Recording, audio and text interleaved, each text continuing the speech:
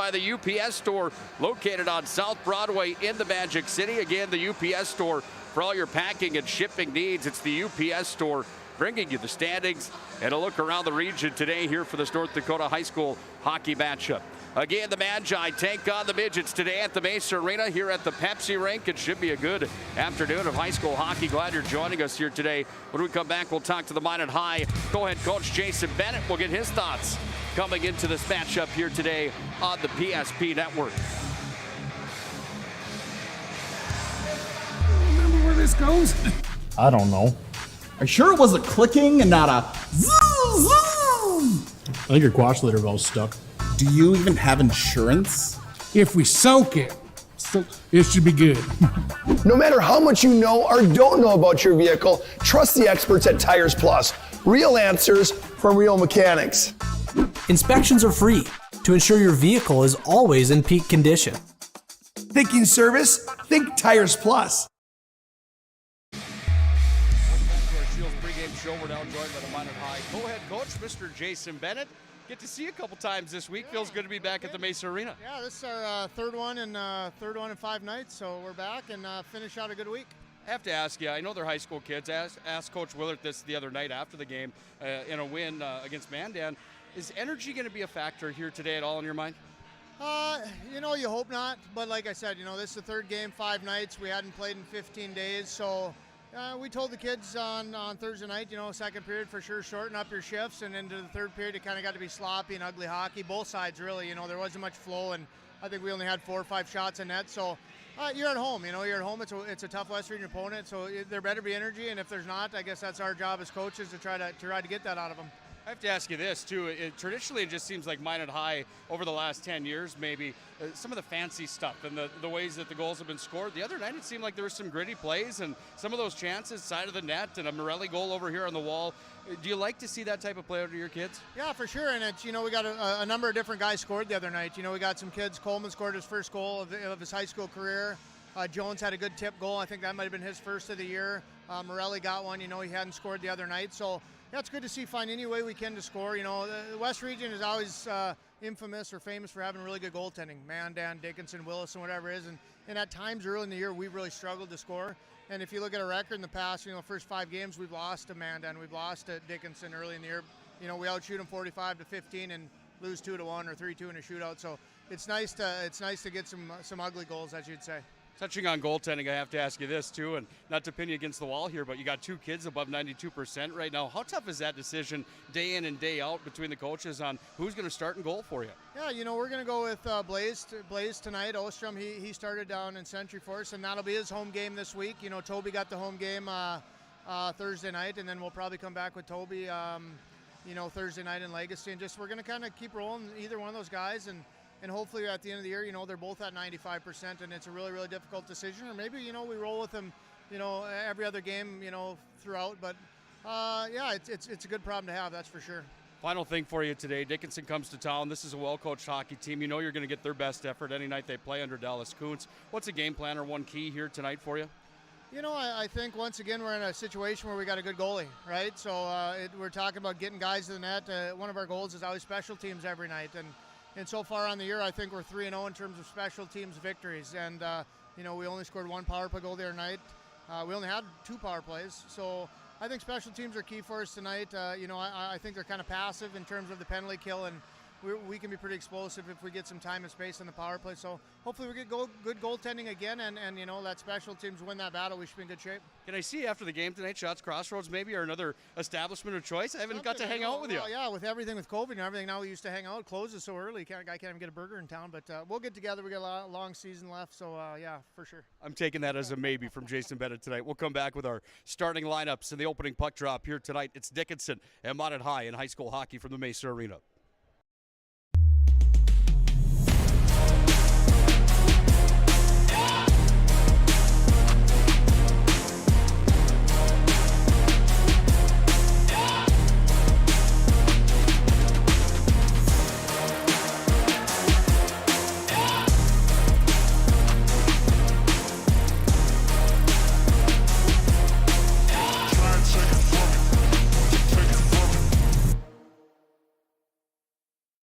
Finding the right bank can be transformative for your small business. The best bank for your business will offer competitive fees and so much more. At BNC National Bank, our team is proud to offer you a helpful, supportive, above and beyond banking relationship. Starting to stress about the complexities of qualifying for a small business loan? BNC can guide you through the process with much less stress and likely far more success. Speak to one of our team members today. The right way to top a sub is with real red wine vinegar made from red grapes and no food coloring. And the right way to film it is in slow motion. Obviously. Because authentic ingredients make a sub above. It's water. Boom. Agent Winston Otter.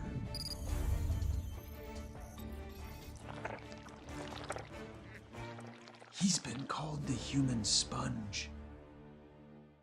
Our stylists are trained to understand the nuances of cutting men's hair.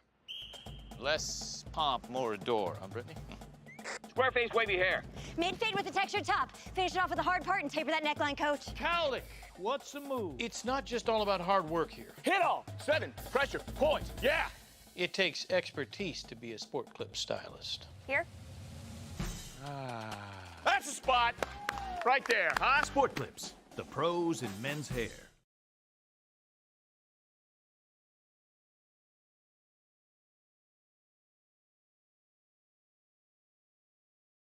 You remember where this goes? I don't know. Are you sure it was a clicking and not a zoom, zoom? I think your quash litter valve's stuck. Do you even have insurance? If we soak it, it should be good. No matter how much you know or don't know about your vehicle, trust the experts at Tires Plus. Real answers from real mechanics. Inspections are free to ensure your vehicle is always in peak condition. Thinking service? Think Tires Plus. While we return to the Mesa Arena here at the Pepsi rink as we get set and ready for this afternoon showdown between the Midgets and Magicians. Nick Hulberg on the call. Thanks for joining us here today for the showdown and the Shields pregame show. Shields of Minot and Bismarck has everything you need from fishing to fashion. Shop sporting goods, hunting and fishing gear, and so much more. At Shields of Minot and Bismarck, they bring you the pregame show here today. The Midgets have been introduced officially here for the afternoon contest.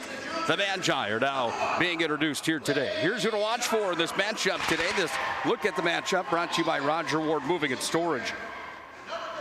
Roger Ward Moving and Storage has been proudly serving the region with their moving and storage needs since 1942. Find them online, Roger Ward Moving and Storage.com. Well, you look at this matchup, and there's a couple all-West region players in this one here today, and two of them are defensemen, starting with Minot High's number 9, Jackson Bradley. He's a senior D-man. This is a big kid that has plenty of skill. 1 goal, 2 assists for him on the year for 3 points. Caden Krieg on the other side for Dickinson. He's an all-West region player. 5 goals for him on the year with 1 assist for 6 points on the season. The all-other WDA player, this one, Matt Morelli for Minot High, comes into today's game. Morelli sitting on 5 points on the year, 3 goals, 2 assists for him. The Magicians are led on the season, however, by Ben Swankstu. Hat-trick on the week, and he added some points against Mandan just the other night. He's got 6. Kyler Blotsky's got 6 as well for the Midgets coming into the showdown here today. Well, we're going to honor our country with the playing of our nation's national anthem, the Star Spangled Banner, and then it's puck drop time here at Mesa Arena for this WDA showdown between Minot High and Dickinson here on the PSP Network. Captain, and the cheerleaders are coached by Angie Spicer. Today's national anthem will be sung by Joseph Chappelle, student at Magic City campus. Please remove all headgear and face north for the national anthem.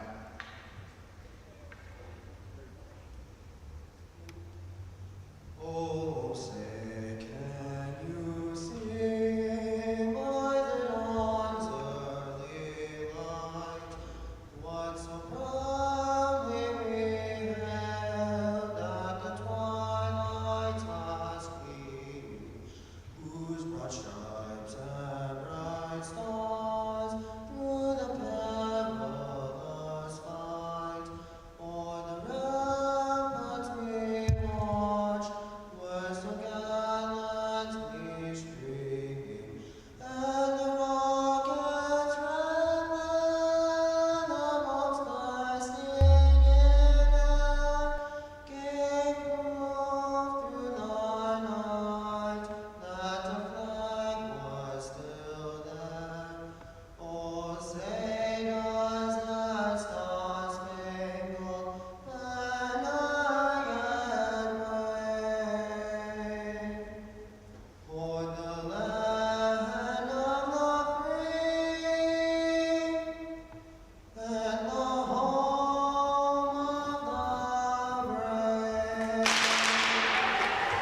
God bless our servicemen and women. God bless our veterans. God bless America.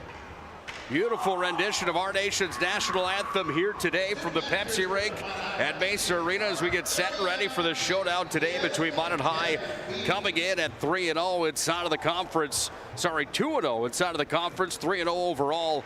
The 3-3 Midgets are their opponent. They come in to West Region play today at 1-3 inside of the WDA. Taking a look at our starting goaltenders today, starting for the Midgets, they go with Bryce Catamaris. The sophomore has played in all games this year. He's gone 3-3 with a .237 goals against average and a 92% save percentage.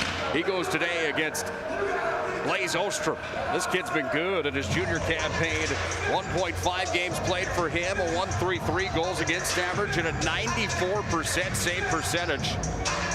Should be a good goaltender duel here today on the PSP Network. What do you say? Time for a little hockey on a Saturday afternoon. Let's get it on here from the Pepsi rink. Nick Hulberg on the call again here today. Thanks for joining us. It's Dickinson in black, Minot High in their whites here today as Dickinson moves from the left to the right. Off the opening draw of the man giant, Abrahamson send it down to the corner. They go with Panasuk starting up front. Abrahamson, they've got Swangstu out there as well. Deals on the back end. Here's a quick drive from the line. That one whistled in.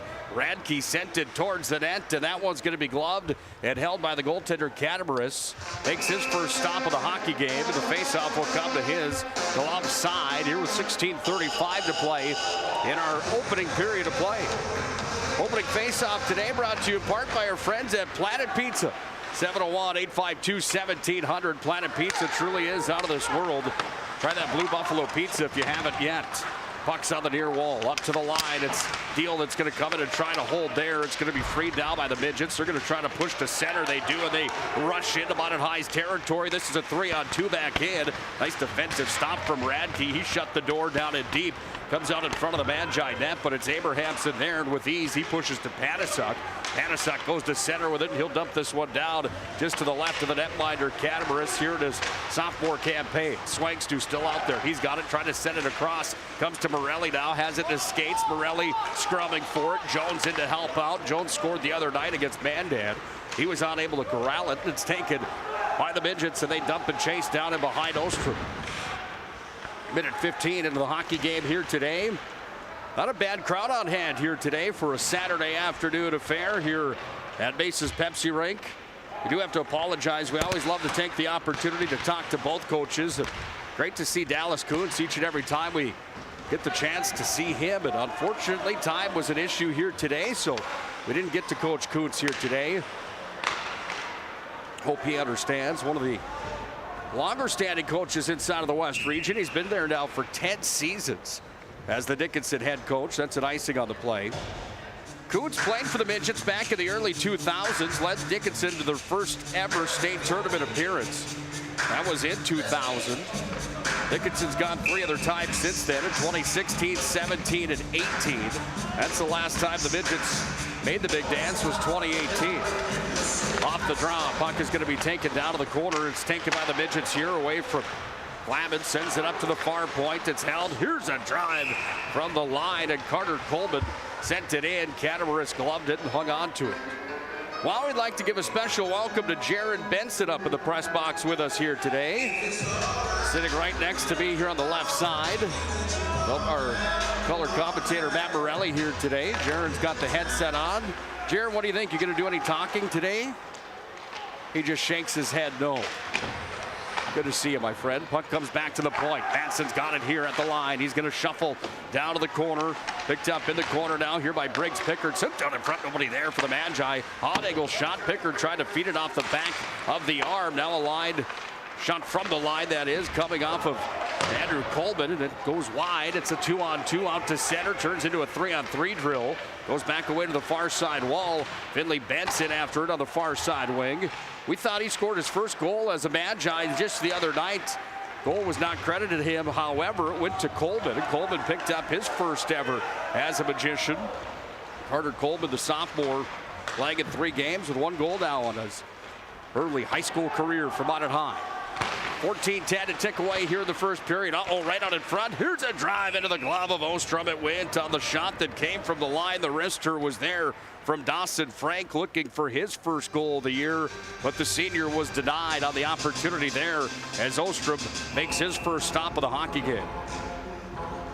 Well, the question mark coming into the year for the Magi was going to be goaltending and who was going to come in and tend the pipes for Minot High. That was the big question mark, and I think it's been answered that there's two of them that can get the job done collectively. Between Ostrom and Strand, they've got a 1 goal against average and a .935 save percentage. Numbers that anybody would be satisfied with inside of this great sport. Talked to Jason Bennett about that in the pregame here today on what does that look like as far as decision-making process is concerned on who's going to get the call each and every night. My understanding was it sounds like it's going to be a merry-go-round each and every game until somebody loses the spot, it seems. Comes up now here to Hansen. Up to the point. Deal's got it. He has a look at the net. He's going to fire, but he was stick-checked on the play there. Nice play by Caden Dvorak. Got the stick in the way. Now Morelli back to Deal. Up at the point. Here's a drive. That one went wide. Bounces off. Oh, it's loose in front of the net. Comes into the blue paint. Cadmaris didn't know where it was. He's going to hang on tight to it after it fell right into the glove, right out in front. Minot High had Esslinger crashing. And the Magi were looking to make this a 1-0 hockey game early on here at the Pepsi rink. Well, the goaltender made his fourth stop of the game. On the season for the Midgets coming into today, they've gone 1-4 in their last 5, 3-3 in their first 6 of the season. They pounded Botno Rugby earlier on this year, 7-0. That was a score that kind of surprised some people, including me. They went up to the Lumberdome and took care of Botno Rugby that night. The Braves fell 7-0 to Dickinson. So these numbers certainly will reflect that to their last 5. It's Dickinson that's scored 12 goals. They have given up 13, however, as they've been beat by Century and Legacy since their Botno win. They also lost to Williston 3-2 on a bit of a controversial one. Radke brings it up. He fires. He scores. Jackson Radke. Back-to-back games with goals for the D-man, and Radke makes it 1-0. Well, that play developed as the D-man for the Midgets slid into the back of Cadmaris. Came to Radke on the wall over on the New Kona side on the dasher board, and Radke had a yawning goal mouth. He buried it from there. I probably could have even scored that one as Cadmaris was out of play. And Radke's got his second of the year. Minot leads 1-0 early in this one.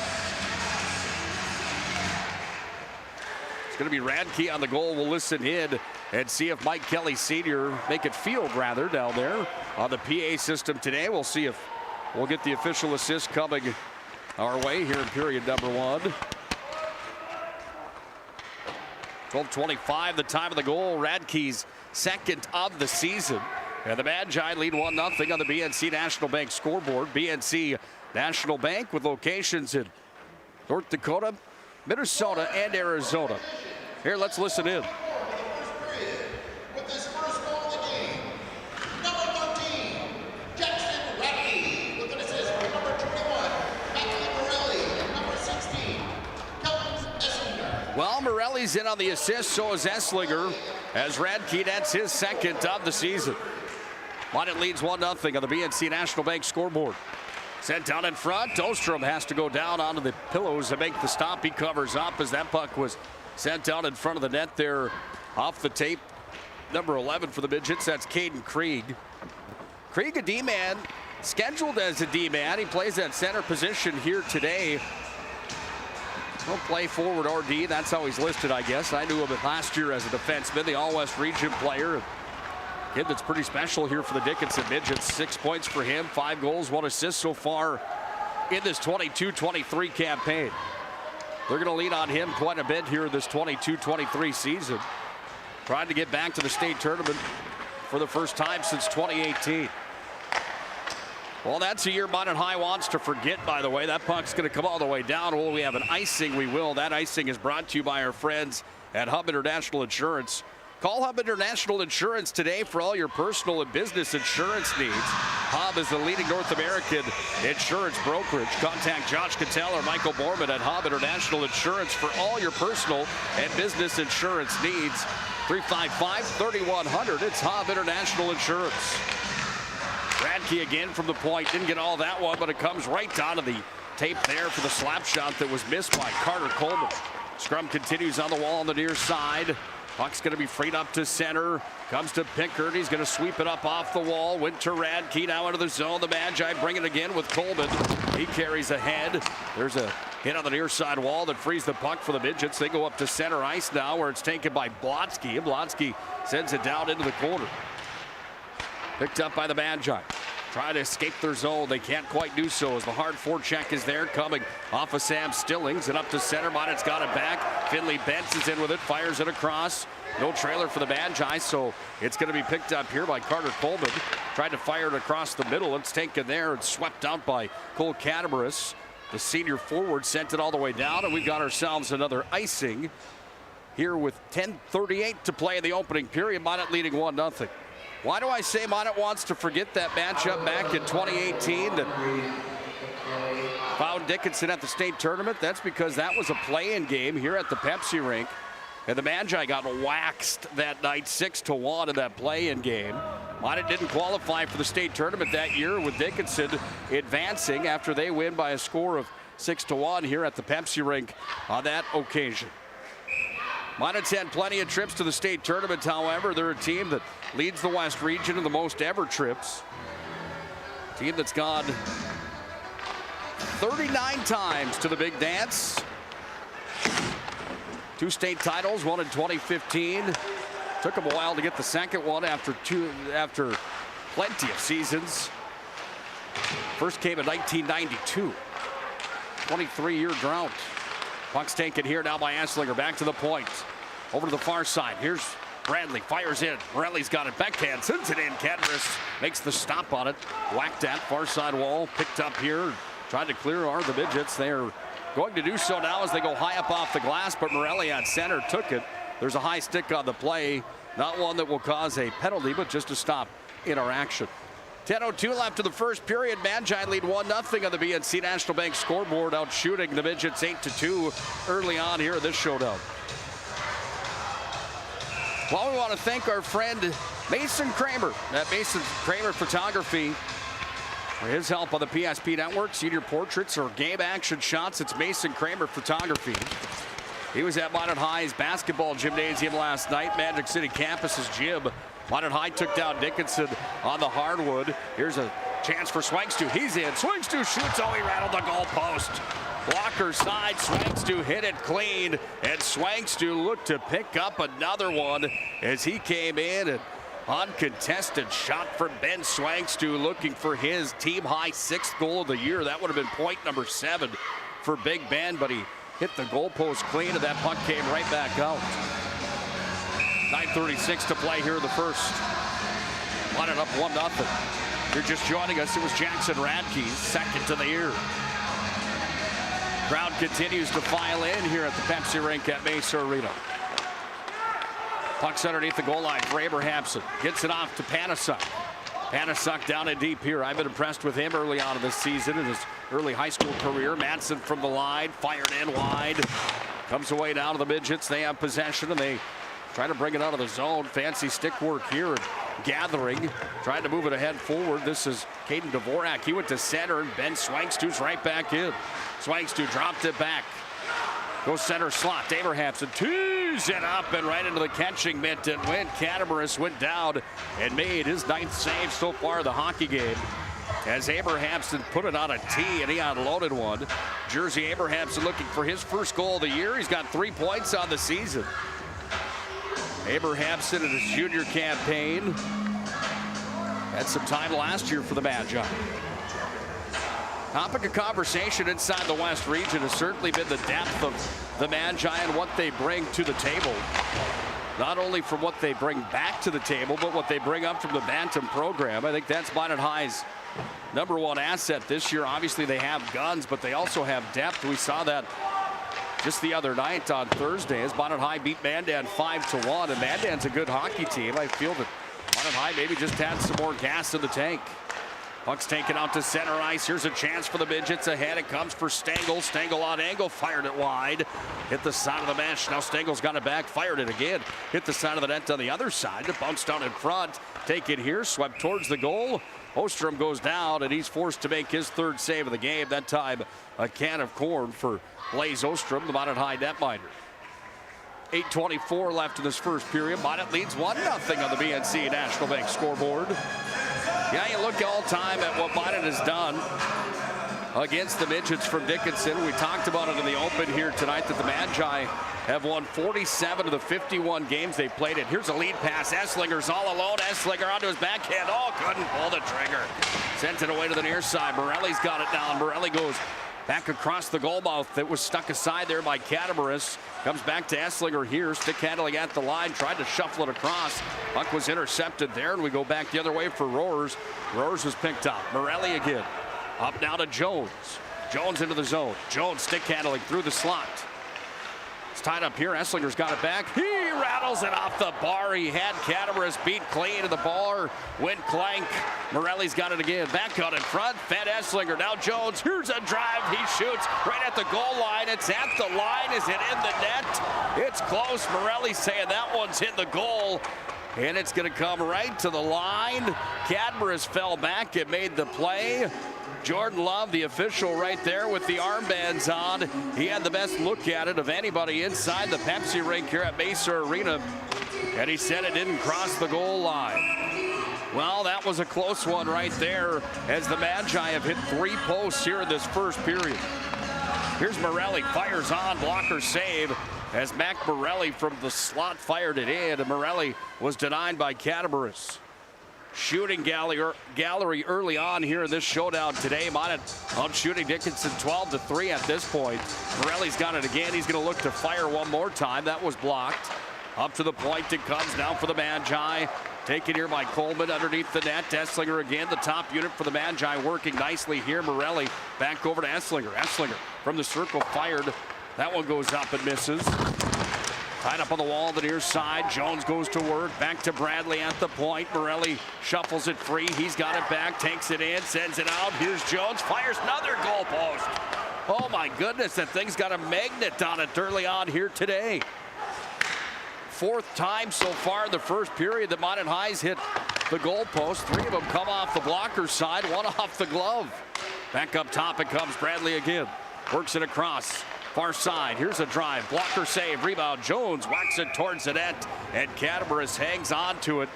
It's been a shooting gallery so far here, as mentioned, and Minot High here in this first period has had some bad luck with that goal post. 4 posts hit on all quality scoring chances, just haven't found a way to bury one yet. After they got their first from Radke. Comes up to the point now here for Manson. Sent out in front. Here's Finley Bentz. Backhand. Just didn't get enough on it. Comes back away as it's going to be swept back up to the line. Back over. They play catch with it. Sent across now to Bentz from the circle. Knocks it with the backhand down to the corner. Chip back up to the near sideline where it's going to be held there by Freeman. Tried to dart it back down and hit traffic. Now it's skied up to the line again. Freeman's got it again. Moves it right in front. Swanks to fancy move. Another. Here's Swanks to all. Sent it to the side of the net. Coleman back up top. Matson surveys, fires, delivers, stick save, and up into the belly it goes of the netminder Catabaris as he hangs on tight to it. Here with 6:07 to play in this first period. Minot leading by a score of 1-0 on the BNC National Bank scoreboard. And let me tell you, the Magi are looking pretty solid right now early in this showdown. Can they score? That's the question. Jason Bennett talked about that in our pregame here today, that the tough goaltending inside the West region, it seems like everybody's got somebody that can play, and it's no different here for Dickinson, as Catabaris has been real good early on here in this showdown. Puck's fired out to center. Manson's back on the retrieve. Into the zone it comes for Krieg, and Krieg takes it and just sends it down around the end wall. Back underneath the net now. Swanks to scrumming forward there. Picked up by Freeman. He reverses to the other side. Freeman sends it back over to the near side. Minot High's going to start their breakout now as it's high up off the glass. Held in at the line there by Tanner Roars. Puck is going to go down underneath the blocker side. Corner on the end line here on Blaze Ostrom's net. Puck is going to be freed up off the wall. Taken there. Chipped at again by Finley Bentz. Still working for it. Freed down to Freeman. Scrum continues out with it. Here's a drive coming out in front. Opportunity was there from Blotsky. Back to the line. Through traffic. Knocked down by Matson. Oh, my goodness. Matson has a giant hit there as he's going to unload one on 23 on the other side. Cole Catamaris. Matson's got the hit of the game so far here in this early first period. Sent towards the net. Up off the glass. Minot High just can't clear their own zone. Here is Dickinson holding pretty good pressure right now in offensive territory. It's underneath the net again. And from behind the goal, it's swept out in front. Trying to clear it there was Coleman. He couldn't. From the line, sent in wide. Roars missed the net. Now it's taken by Benson. He fires it 200 feet to Minot High. Will get the icing they were looking for as they got hemmed in there. Nice job by the Midgets, holding Minot in their own defensive territory. Dickinson registers a shot on goal, but the Magi weather the storm and bring their next line back out onto the ice surface. This is the young guns, if you will. Eli Hansen, along with Abrahamson and Panasuk. Radke back with Deal at the point, and they shuffle it back from Deal to Radke. He goes hard up off the wall. Radke was our player of the game 2 nights ago when Minot High beat Mandan by a score of 5-1. He had a pair of assists in the hockey game. Up to center it comes. Panasuk carries it. Panasuk off now to Abrahamson. Down to the corner. Oh, Abrahamson hit from behind. Delayed call coming. Love's got his arm in the air.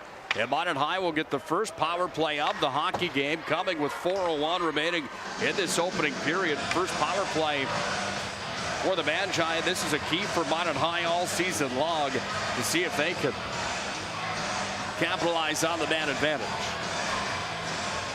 Roughing will be the call. That one was a close one, possibly being a from behind call. I like the call, however, there from Love. One of those plays just down in the corner.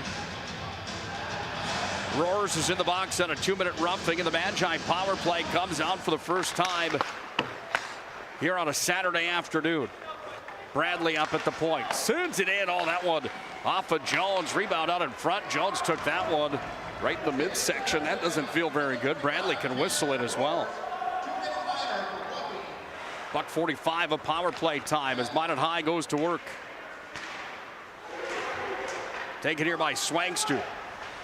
He fires it forward, comes all the way down on Blaze Ostrom, and Ostrom moves it forward up to Morelli. Morelli goes to work with it.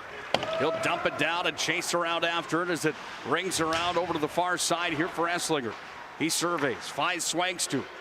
They've got the guns out right now. There's no question about that. Swangstu's got it here. Back to Bradley at the point. Bradley back to Morelli, down underneath, sent over to Esslinger, back to Morelli, drop down, takes it behind the net into Gretzky's office for a quick stroll.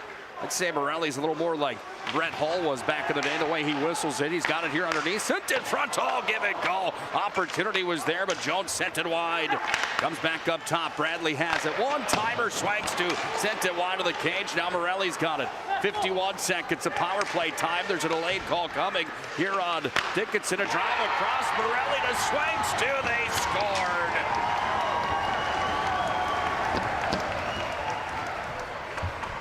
What a play that was as Morelli had the vision to send it across, and Ben Swangstu comes in and buries it home, and Swangstu's got another on the season high for the team, number 6. Point number 7, and Morelli's got 2 assists early on here tonight. And Minot leads 2-0 on a power play goal coming at 2:45 remaining in our opening period.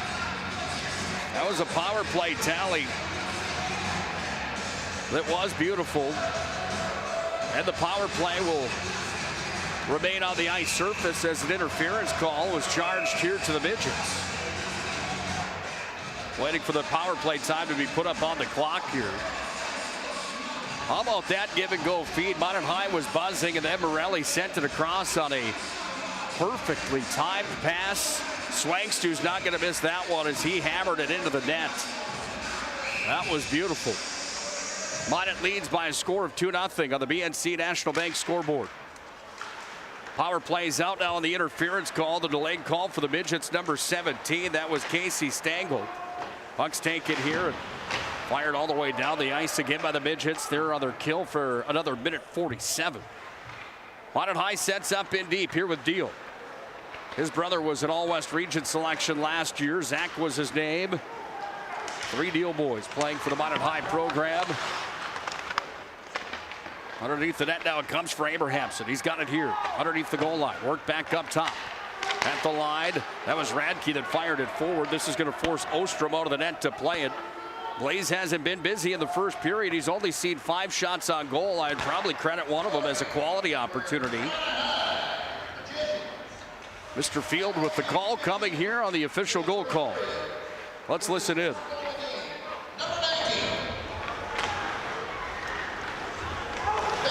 Puck's in the slot. Morelli's got it again. Dropped it back. Trying to go back to Jones. Couldn't quite pull the trigger. We'll have some help in the booth here to get that goal call for you. 19, 21, and 16 on the goal as Morelli and Esslinger have a pair of assists to start things off tonight. Swangstu's got one on the power play. Radke the other, tipped out in front of the shot from the line. And that one knocked down and sent all the way to the other end of the ice surface. Out of the net to play it. Here's Ostrom. Bradley's back to get it. 34 seconds remains of power play time. 1:15 remains here in the opening period from the Pepsi rink at Mesa Arena for this WDA showdown between the Midgets and the Magi. Puck's out to center. Morelli's got it here. Goes across now to Esslinger. He hits the brakes inside the blue line. Takes it down to the corner. Taken by the Midgets. High up off the glass. That one rockets down. And all the way down it comes. Minot High's going to have to regain control here underneath with 6 seconds remaining of power play time. And 48 seconds ticking down to the opening period of this WDA affair. Here comes Esslinger. He's the captain of the Magi. Out to center ice. He's going to walk it across. Went up to Jones. Offsides on Minot High here with 36 seconds remaining in our opening period of play. Well, stick around for our first intermission report brought to you by our friends at Premier Chiropractic. Our family's choice for chiropractic care in the Magic City. It's Premier Chiropractic. Find them online, premierchiropracticnd.com. Final half a minute to tick down here. Freeman's underneath his own net. Krieg powers his way through, took it from him. Freeman got it back. Comes on the wall on the near side, pushed out to center. Lead pass for Finley Bentz. Back to retrieve though for the Midgets. And chomping at it forward there was Levi Jerome. Comes back into the possession now with Bentz. And Bentz down to the corner. Ridden off on the play. Schuster has a hit. Then another big hit coming from Bentz as the physicality picked up early on here in the showdown. Kids cut him down. We're at 3, now 2, now 1. We missed the cue for you there. That's how we get through the first period of play. 1 period in the books here from the Pepsi rink at Mesa Arena. Minot and Dickinson in a 2-0 showdown. It's the Magi on top in this one. Premier Chiropractic intermission report comes up next here on the PSP Network. Don't go anywhere. We'll break down the first. The magic of what we do really comes down to combining different aspects of patient care. Here at Premier Chiropractic, we love combining soft tissue work, the adjustment, and exercises together. We found that this gets the best results for our patients. We have 3 chiropractors to fit the needs of the entire family, a rehab area for our exercises and equipment for any athlete to improve performance. Give us a call and we will get you back to doing what you love. The magic of what we do really comes down to combining different aspects of patient care. Here at Premier Chiropractic, we love combining soft tissue work, the adjustment, and exercises together. We found that this gets the best results for our patients. We have 3 chiropractors to fit the needs of the entire family, a rehab area for our exercises and equipment for any athlete to improve performance. Give us a call and we will get you back to doing what you love. Are you moving your business or your home across the town or across the country? We know it can be stressful. To ensure your possessions arrive on time, intact, and on budget, make your move with Jobbers Moving and Storage. Jobbers can help you with every aspect of your move. With our efficient step-by-step approach to move management, we can tailor a plan to suit your needs and schedule. With locations in Bismarck, Fargo, Minot, and Aberdeen, Jobbers Moving and Storage is your choice. Visit jobberswarehouse.com. It's Jobbers Moving and Storage. I'm a grateful person on a lot of levels. I've been given so many great opportunities. But most of all, even as a little kid, I was taught a set of values. Like tools for life, hard work, responsibility, and the key to making it all work, commitment. First Western Bank and Trust. you can bank on us. Ackerman Esvold, your neighbors, friends, and family who are working for you. The local team with local availability and accountability for all of your engineering, architecture, environmental, transportation, and land development needs. Your project can rely on Ackerman Esvold. Find them online at ackermanesvold.com. When you start your project, talk with Ackerman Surveying and Associates. Our experienced surveying team guides you in the right direction with planning, platting, and lot and boundary surveys. The trusted name in land surveying, the trusted name in architecture and engineering is Ackerman Surveying and Ackerman Esvold. Find them at ackermanesvold.com.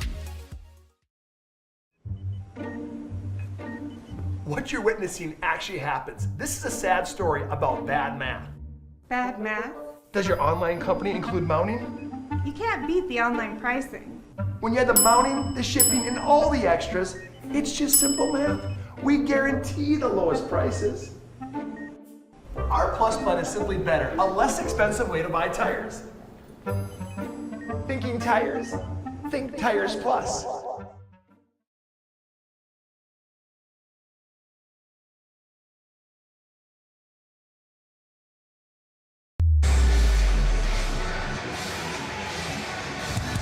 One period complete from the Magic City. Minot leads by a score of 2-0 on the BNC National Bank scoreboard. Nick Hulberg on the call here today on the PSP Network. Thanks for joining us for high school hockey on a Saturday afternoon. Power play goal and an even strength tally for the Magi has them up in the showdown. We'll have our full recap in just a moment here. First, we'll tell you about Premier Chiropractic. They are our premier intermission report sponsor. We sure appreciate their continued dedication to supporting local athletes and high school athletics across the western side of the state. Premier Chiropractic ND.com is where you can find them. Our family's choice for chiropractic care in the Magic City. They're focused on improving the health of Minot and the surrounding areas through the most cutting-edge advances in natural health care today.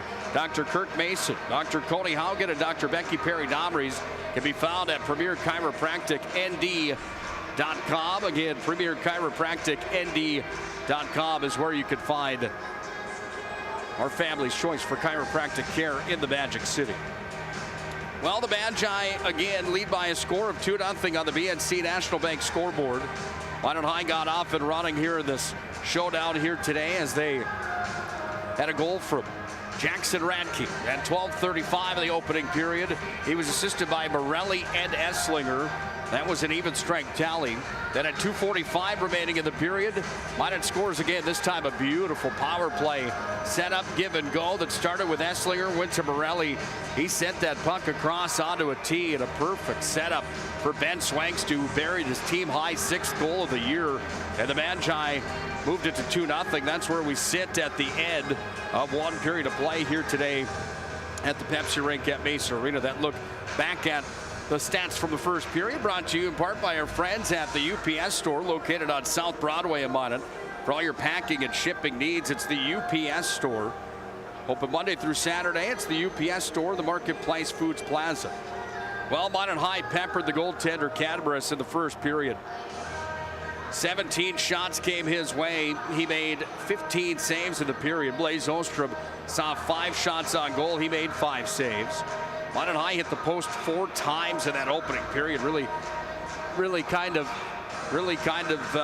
set them up in a way where you look at it and go, what is going on here? All of a sudden, it was like they were playing a game of post, but they found a way to bury one there. Good quality scoring chances. Minot High 1 for 1 on the power play. The second power play will continue when we start our second period.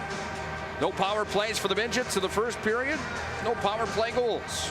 Minot again leads 2-0 at the end of one period played on the BNC National Bank scoreboard. Well, we'll take a look at the highlights as we head to our next break here on the PSP Network. Again, Minot High leading by a score of 2-0 on the BNC National Bank scoreboard. Here's a look at the highlights from period number 1. Opportunity was there, but Jones sent it wide. It comes back up top. Bradley has it. One-timer, Schwanks sent it wide of the cage. Now Morelli's got it. 51 seconds of power play time. There's a delayed call coming here on Dickinson. A drive across. Morelli to Schwanks, too. They scored.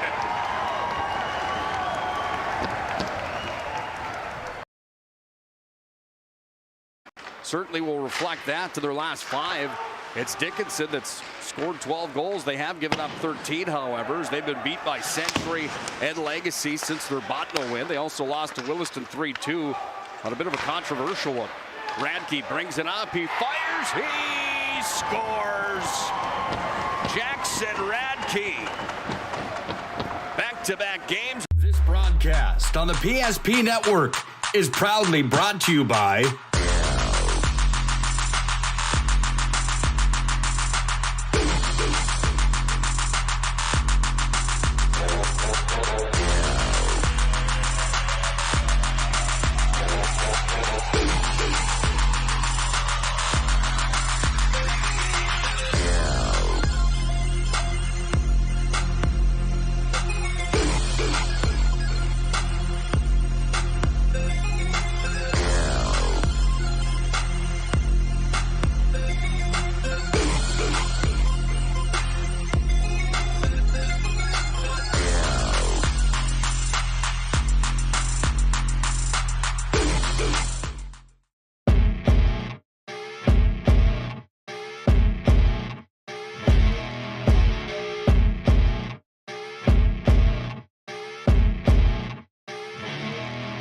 Here we go, where they get it into Doppler up the near side. 3, 2 second, 1 second. Doppler rises, right wing, 3, bingo! Oh! Anthony Doppler wins it at the buzzer! Oh! Are you kidding me? He turns, he fires, and he buries it! This broadcast on the PSP Network is proudly brought to you by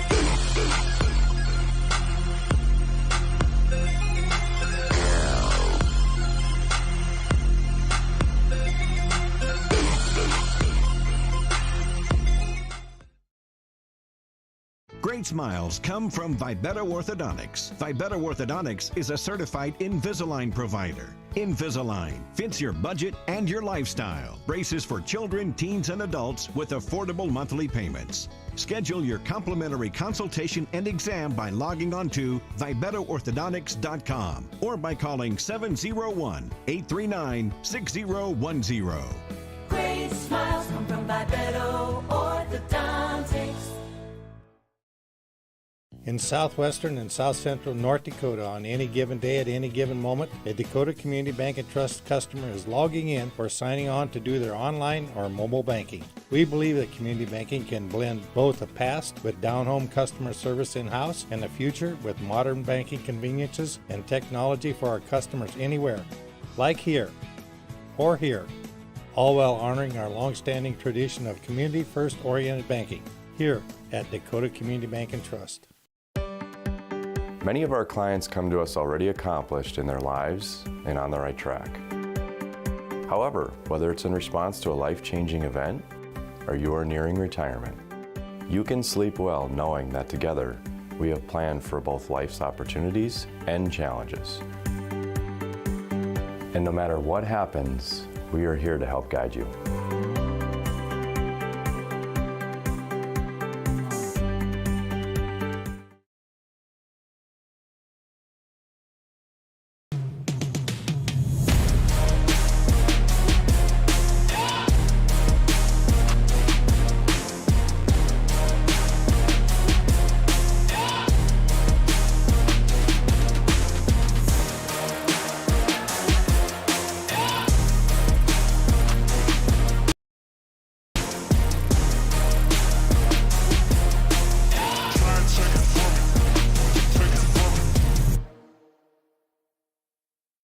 Finding the right bank can be transformative for your small business. The best bank for your business will offer competitive fees and so much more. At BNC National Bank, our team is proud to offer you a helpful, supportive, above and beyond banking relationship. Starting to stress about the complexities of qualifying for a small business loan? BNC can guide you through the process with much less stress and likely far more success. Speak to one of our team members today.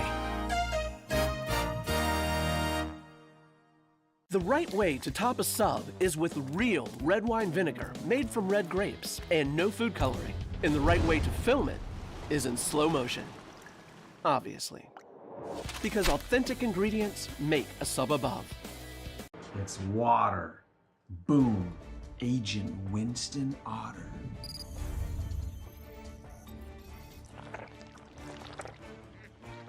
He's been called the human sponge.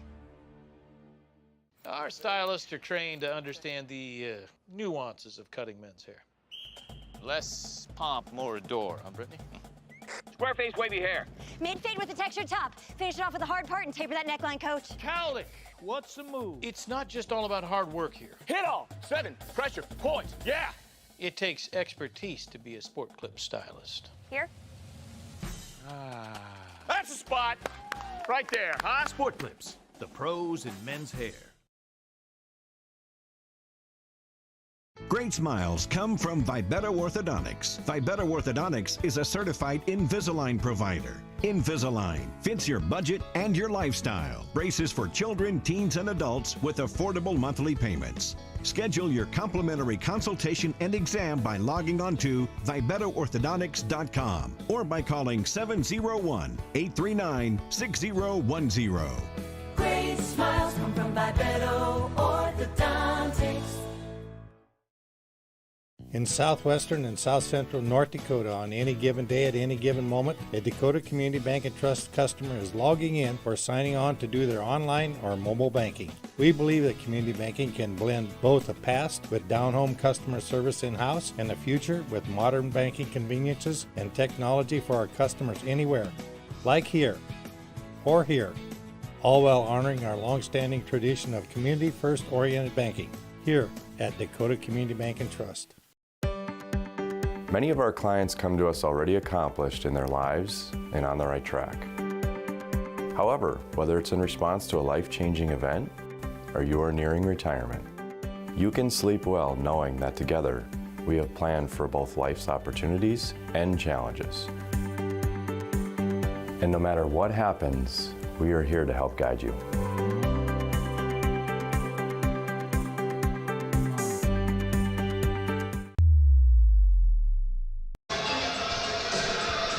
Welcome back into our Premier Chiropractic Intermission Report. Premier Chiropractic focused on improving the overall health of Minot and the surrounding areas through the most cutting-edge advances in natural health care today. Real quick, while we've got time, we've got a couple future magicians that are joining us here in the booth today. First things first, what's your name, my friend? Kemper. What position do you play? I play center. Do you like playing center? Do you score a lot of goals? Yeah. Do you have fun playing it? Yeah. Usually? That's good. What's your name? Jaron. You're Jaron Benson, right? I heard that you scored 8 goals today. Is that right? Yep. How did you do that? It's fun skating hard, shooting the puck, and scoring a lot of goals. And yeah. Are you guys going to play for the Magi one day? Yeah. Good luck. Thanks for joining us, fellas. A lot of fun talking to you. Thank you. Couple future Magi right there here in the booth. Gotta love that, don't you? 8 goals in a game. That's pretty impressive. Kemper Aberley and Jaron Benson. Appreciate their time here today. Fantastic stuff. Well, time for our second period of play here on the PSP Network. Let's get ready to rock and roll here for the second. Minot High leading 2-0 on the BNC National Bank scoreboard, and we are underway. Minot High in white, Dickinson in black if you're just joining us here today on the PSP Network. Puck's going to be taken here by the Midgets. They have it all the way down to their own defensive territory. Minot High on the attack now as it's going to be taken back behind the net. Great crowd on hand here today, by the way, for this Saturday afternoon affair between these two teams. Their first matchup of the year. They played twice last year. Minot High got victories in both of those showdowns last season. They won 3-2 at home and 6-1 on the road last year down in Dickinson. Panasock has it here. He's underneath the net. For whatever reason, that puck is stuck to the ice again here at the Pepsi rink at Mesa Arena. They gave it plenty of time to set up. However, just a little bit sticky underneath. There's a delayed call coming here. This one's going to be on the Magi.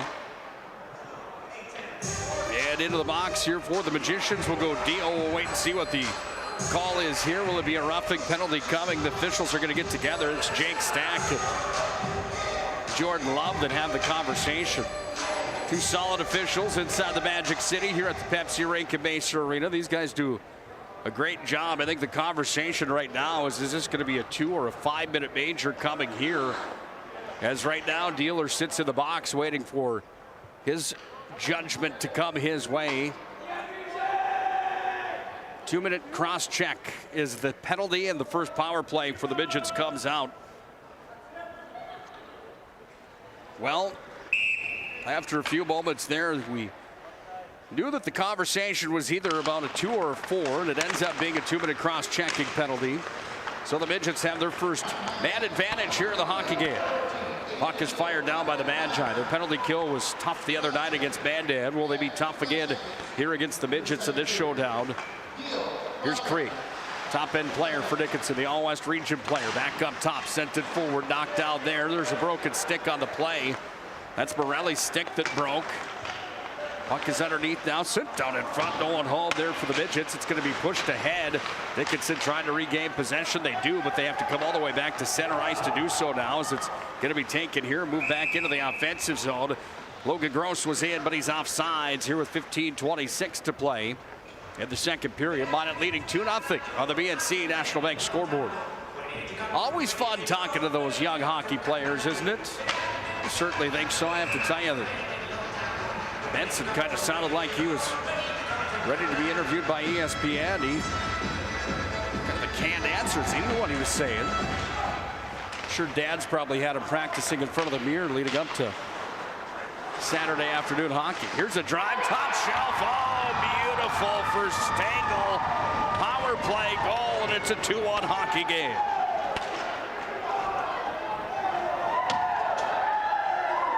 Well, that just made it interesting. Power play goal here for the Midgets, and Dickinson's on the board here to start off the second period. Another power play tally, this time for the Midgets, coming at 15:18 of the period. Goal was scored by Stengel. He pops it in. It's going to be an unassisted tally here for Dickinson. Up at center ice, taken down by the Magi. This is Esslinger.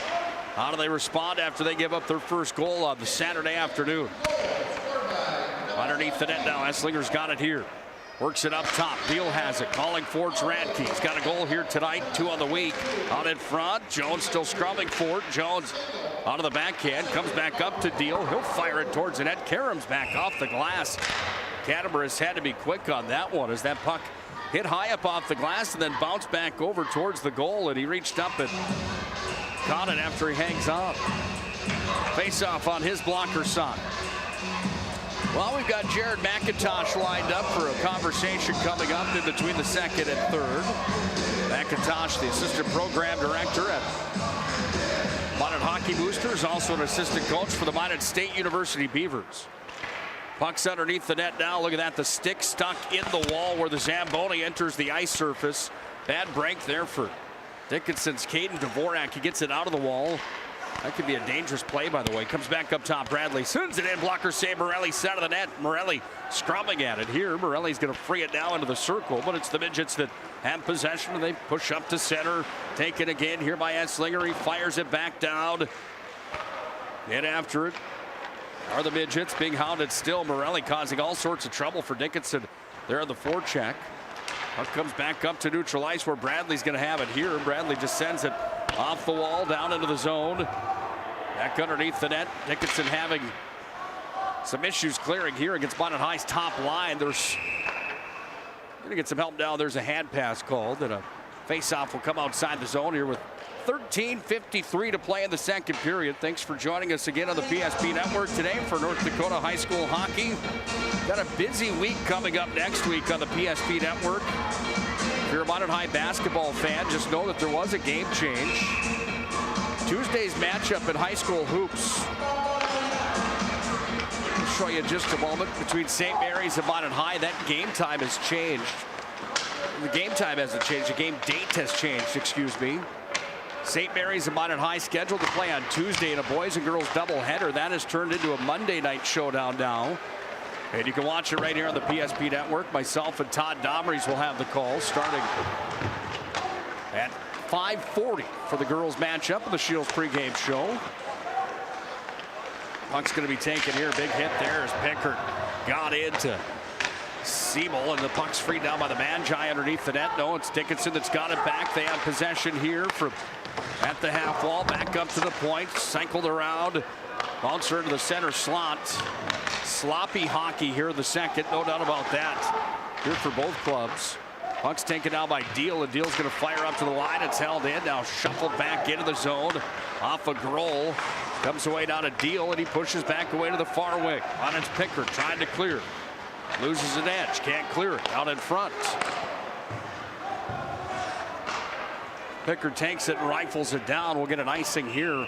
12:41 left in the second. Minot leading 2-1. 2 power play goals in this game, 1 for each side. Dickinson's got the most recent and their only goal in the second to come back within a goal here. Here's that matchup on Monday evening. St. Mary's hosting Minot High and North Dakota High School basketball, boys and girls. Game time, 6 o'clock at 7:45. That's a Monday contest instead of Tuesday. Mark your calendars. They changed that game date due to the weather, the impending weather that could be coming the direction of North Dakota coming up over the weekend and into the week. We're supposed to get some heavy snow at the early portion of next week. Puck's taken here by Freeman on the near side, pushed ahead.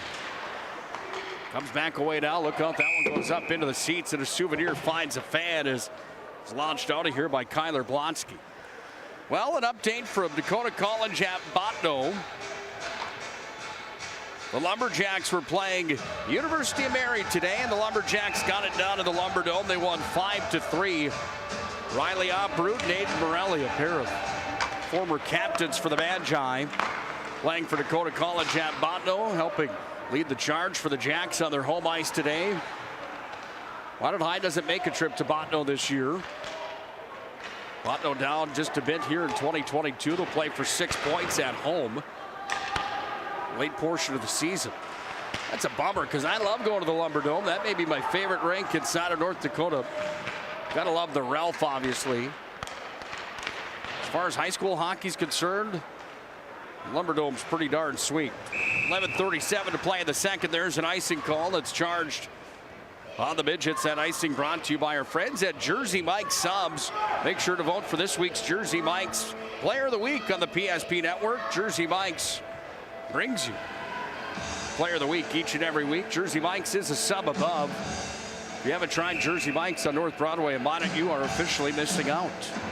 Face off on the glove side of Catabaris, who's seen 19 shots so far in the game. Sees another one poked towards the net there by Esslinger. That won't count as an official shot on goal, but a pass out in front.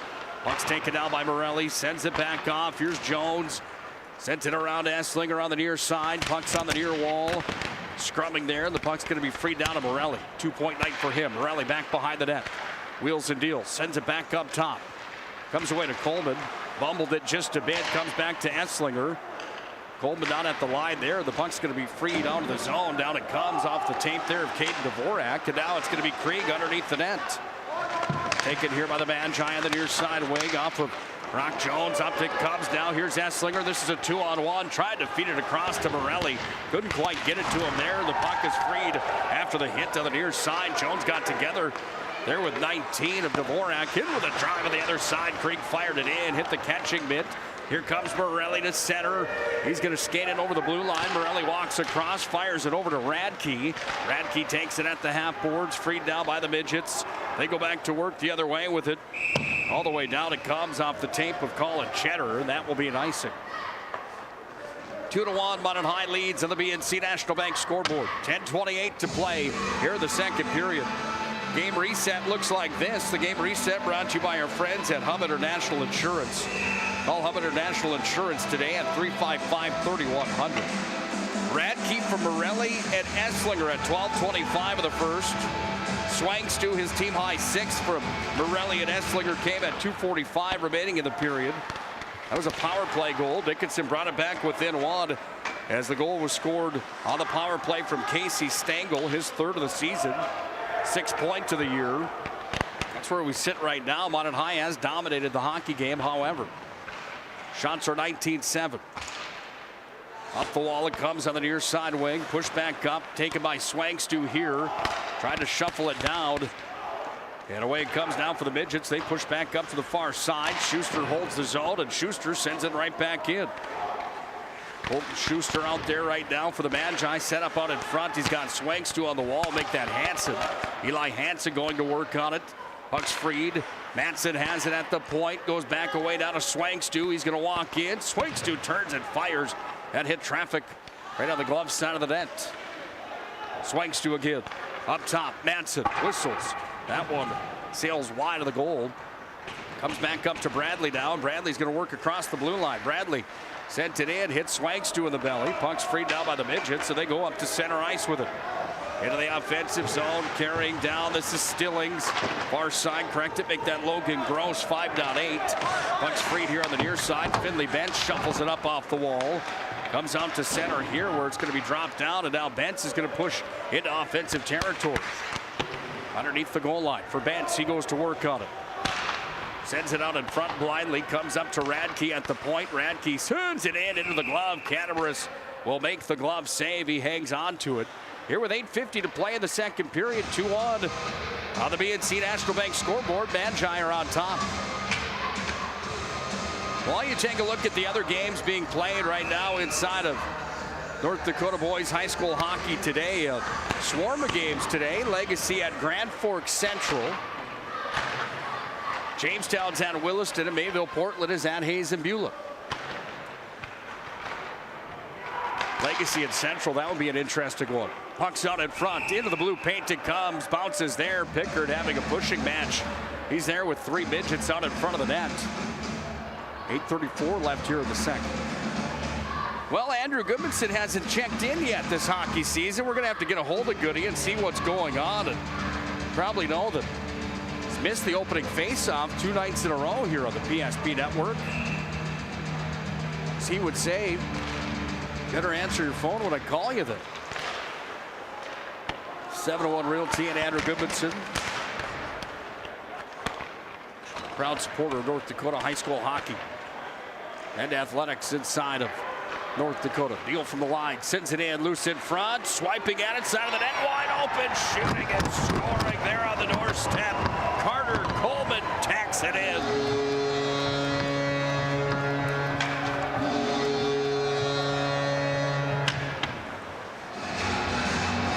Carter Coleman picks up his second goal of the year in back-to-back games, and Coleman scores.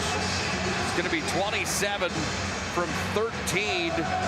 We'll see if there's another assist on the play. 8:15, the time of the goal, and Minot High goes up by a score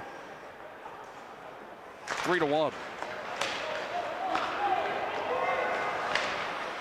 Coleman, second of the season from Radke. Even strength tally, and Minot High leads here in this showdown by a pair now. Puck comes up to the line, handled here by the Midgets. They're going to try to clear their zone. Here's a chance for Krieg, and Krieg's in. Krieg's going to walk in on Ostrom. Big pad save, and Ostrom slams the door on the All-West Region player. Midgets with possession. Oh, Morelli stripped on the far wall. No call on the play. Tied up in deep. Now it's going to be taken here and work back up top. Fired across it comes. All the way down it comes. Now in front of the Dickinson goaltender. He announced Johannes. I'm pretty sure it was Radke 13 that had that assist on the goal. We'll wait and see if that is corrected. Nevertheless, it was Coleman second. Minot leads 3-1. How about the save there from Ostrom?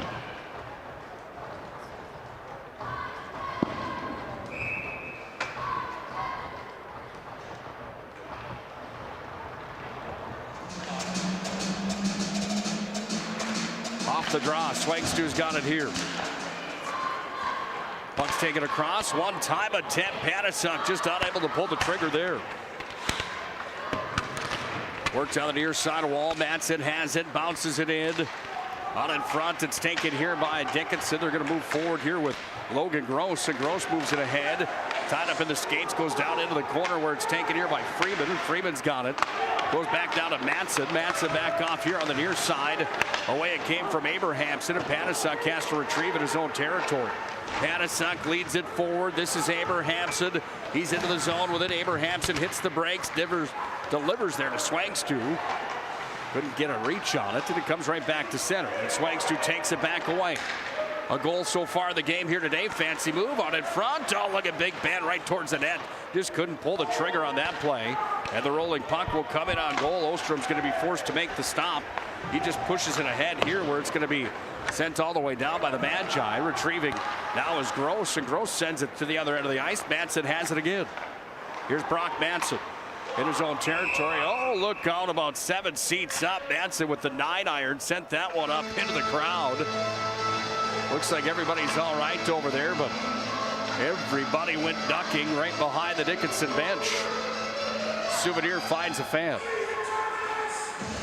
Friendly gentleman climbed down about 3 seats, handed it to the only lady within his reach. Then she handed it off to some gentleman in a camouflage jacket. They all smile and laugh. Having a great time here at the Pepsi rink today. They're liking it more if they're Magi fans, because Minot leads 3-1 in this West Region affair halfway through the hockey game. Puck's taken down into the offensive zone, touched by Pickard. Down to the corner, Coleman with a pair of goals on the season and 1 here in this showdown. Goes away to the far side wing. Now it's out in front. Oh, Coleman was wide open waiting for it. Just couldn't get a handle on it. Comes away to the near side wing, and it's going to be scrum 4 on the wall here on the near side. Back up to the point. Radke sends it in. That was a high riser off the wrister. Now deals. Slipped it in front. Loose in front of the cage. Comes back up. Delayed call coming here on the Midgets. There's going to be a hooking penalty charged here as Finley Bench was in after the puck. There was the opportunity. And taking him down on the play was Cole Catabaris. And Minot High gets their power play to come back out onto the ice surface here. 5:31 remaining in the period. This will be their first power play of period number 2. Minot 1 for 1 on the man advantage. They're actually 1 for 2 on the man advantage. Third power play, excuse me. Esslinger's in on the draw. Stepping in against Cheddar. Face off of the circle, back to Bradley. Shuffles it away down to Swangstu. Swangstu going to work. Back to Bradley up top. Delivers over to the far side. Comes back away down to Esslinger. He's got it here. Puck's taken and stripped there, and Roars is going to try to move it away. Morelli gets it back. No look pass back over to Esslinger. Oh, what a play that was. Morelli sent it up to Esslinger with the no look dish over to the far side, and Esslinger was denied by Catabaris. 1:40 left to power play time as the Magi continue with this top unit to impress with their power play movement to the puck. Esslinger in on the draw, winning it back over to Morelli on the far side. Now it's Bradley at the point. He'll walk across the line. Hounded by Krieg, and Krieg took it from Bradley. Bradley's going to have it here on the near side wing. Comes back up to Jones, and Jones has it now. Jones is into the offensive zone, works it back up to the line. Bradley's going to send it in. That one went just wide. Comes back away now here up to the point where Bradley handles again.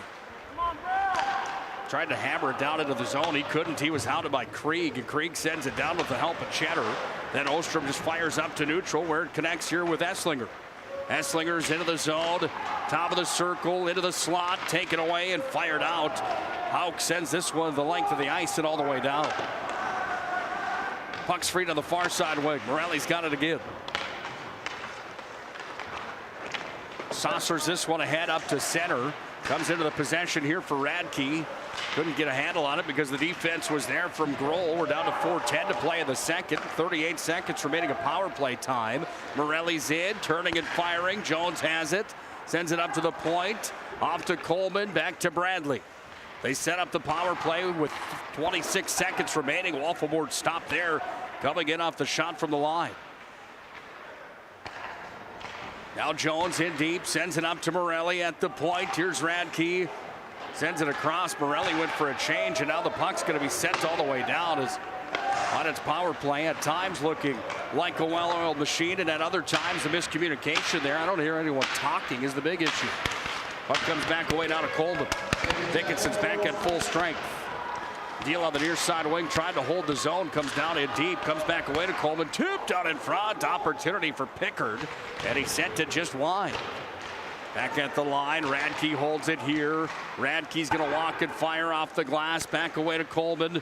Coleman down into the corner, back up now to Deal, sends it in, loose in front. Catamarus is gonna hang on, and now there's gonna be attention drawn here to Finley Bentz as he got a whack in on the goaltender's hand after the stop was made. No call on the play. We'll be joined by Jared McIntosh coming up at the break. Mac will be here to talk about Minot State University Beavers hockey. We'll also get the opportunity to talk to him about the Minot Hockey Boosters program and how things are going.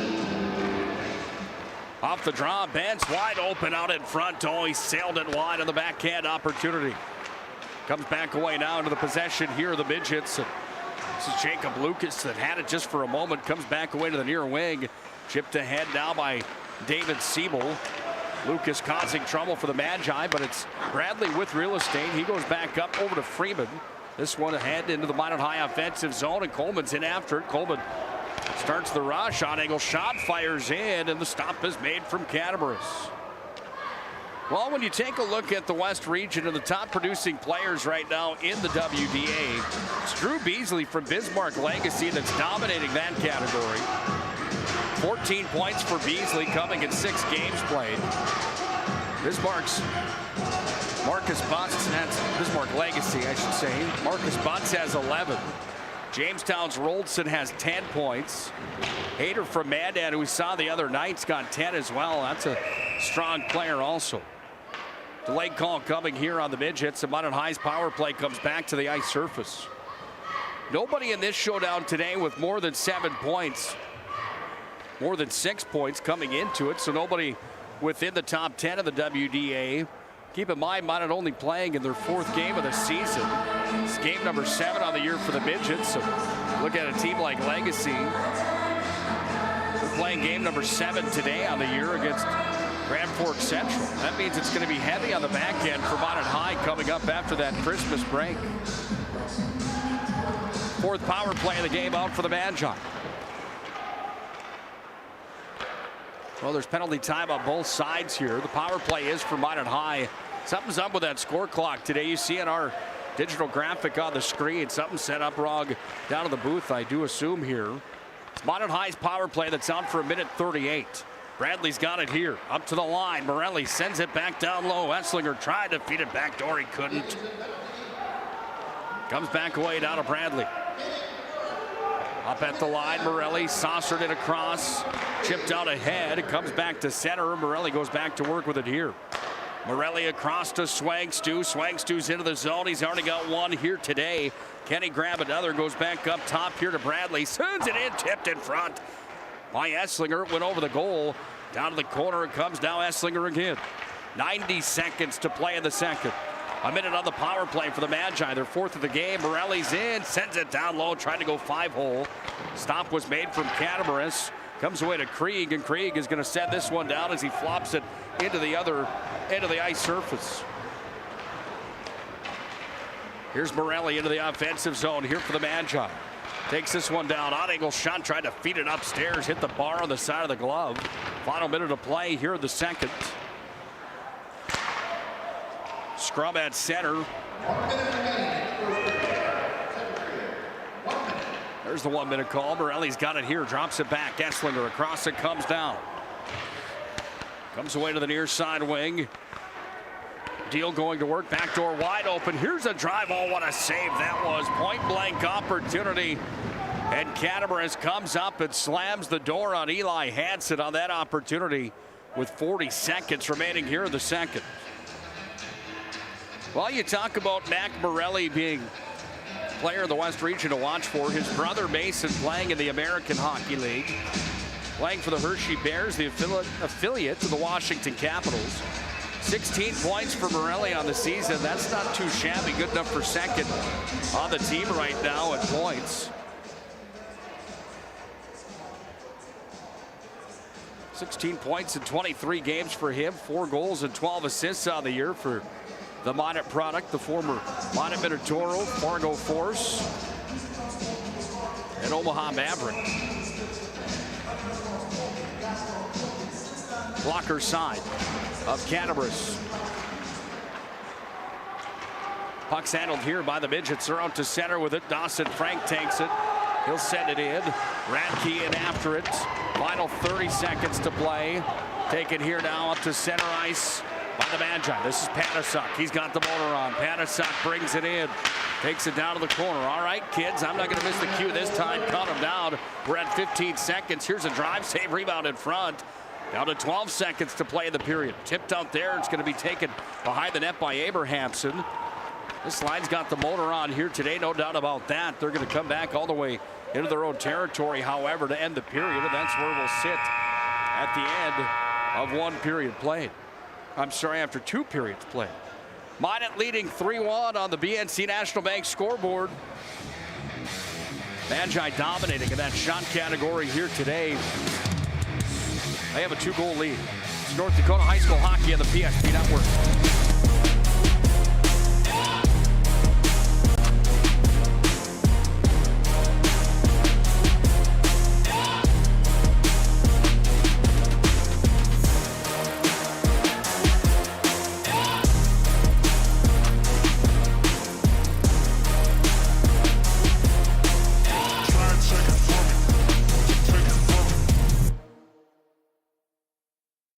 Finding the right bank can be transformative for your small business. The best bank for your business will offer competitive fees and so much more. At BNC National Bank, our team is proud to offer you a helpful, supportive, above and beyond banking relationship. Starting to stress about the complexities of qualifying for a small business loan? BNC can guide you through the process with much less stress and likely far more success. Speak to one of our team members today.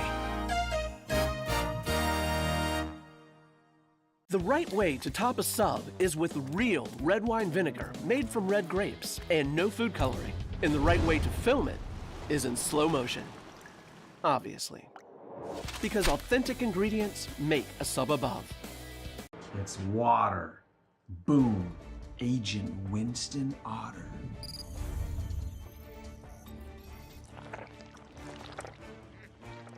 He's been called the human sponge.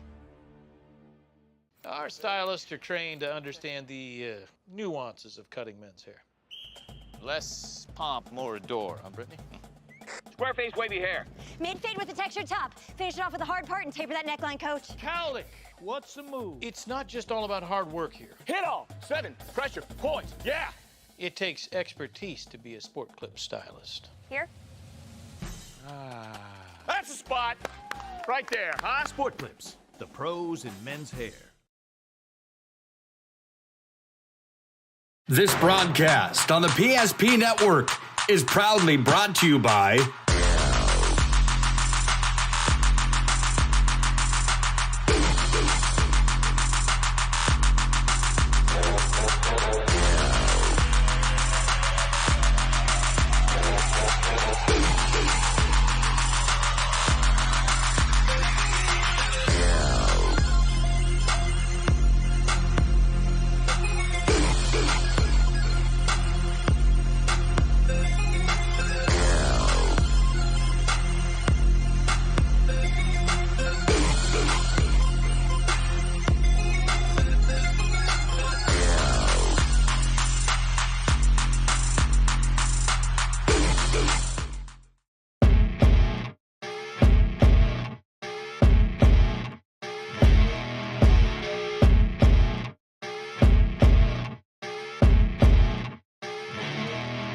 Here we go, where they get it into Doppler up the near side. 3, 2 second, 1 second.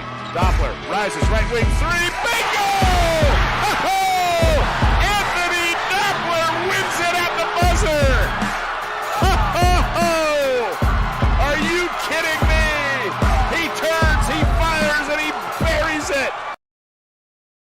This broadcast on the PSP Network is proudly brought to you by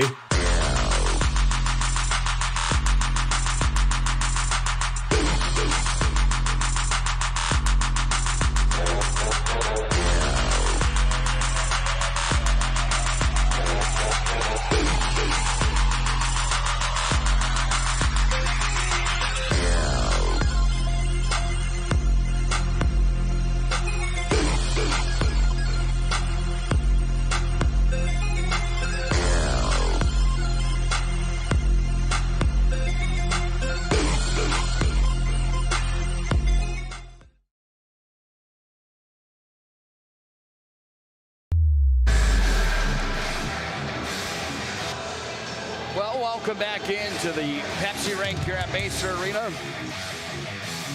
Premier Chiropractic Intermission Reports.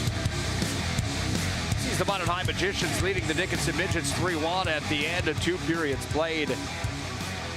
Premier Chiropractic focused on improving the overall health of Minot and the surrounding areas with the most cutting-edge advances in natural health care today. You can find Dr. Kirk Mason, Dr. Coney Haugen, and Dr. Becky Perry-Domries at Premier Chiropractic. ND.com. Again, our family's choice for chiropractic care in the Magic City. That's why I go to when I talk about Premier. They do a fantastic job. We'll bring in Jared McIntosh in just a moment here. But first, here's our look at the game reset brought to you by our friends at Roger Ward Moving and Storage, proudly serving the region with their moving and storage needs since 1942. Find them online, RogerWardMovingandStorage.com. You can schedule a move or find a quote at RogerWardMovingandStorage.com. Here's your game reset. Minot High leading 3-1 at the end of 2 periods played, out shooting Dickinson 30-10. Goaltender saves in this one. Blaze Ostrom has got 9 of 10 here in the showdown. On the other side, Cadmuras has been good here in the hockey game. 27 saves on 30 shots, and there's been some point-blank opportunities there. Minot High's power play 1 for 4. That's a topic of conversation in that locker room right now, I'd have to assume. Dickinson and Dallas Kuntz's team sits on a 1-for-1 ratio after 2 periods of play on the power play, 1 for 1 for them. Here's the scoring recap. 12:25 remained in the first when it was Jackson Radke that picked up his second of the year. Matt Morelli and Esslinger had the assists on the play. Minot High went on the power play late in the first period. 2:45 remained, and Ben Swangstu picked up his team high 6th goal of the year. That was point number 7 for Big Ben. It was Morelli and Esslinger again that had the assist on that power play goal. Dickinson got the next one, and that started our second period early in the second, 15-18 on the clock, and it was a even strength tally that was scored. Sorry, it was a power play tally, forgive me, that was scored by the Midgets. Casey Stengel, his 3rd goal of the year, point number 5 for him. Minot got back on the board and took the 2-goal lead back with 8:13 remaining in the period. Goal was scored by number 27, Carter Coleman, back-to-back games with goals for him. Coleman was assisted on the play by Radke. So Radke with a goal and assist here this afternoon. Coleman with a tally, Swangstu with a tally. The Magi have Esslinger and Morelli with 2 assists in this hockey game. Dickinson on the board with an unassisted tally, again coming from Stengel. That's how we get to 3-1 here on the PSP Network and BNC National Bank scoreboard. We'll bring in Jared McIntosh now, the assistant coach of Minot State men's hockey. He's also the assistant program director for the Minot Hockey Boosters.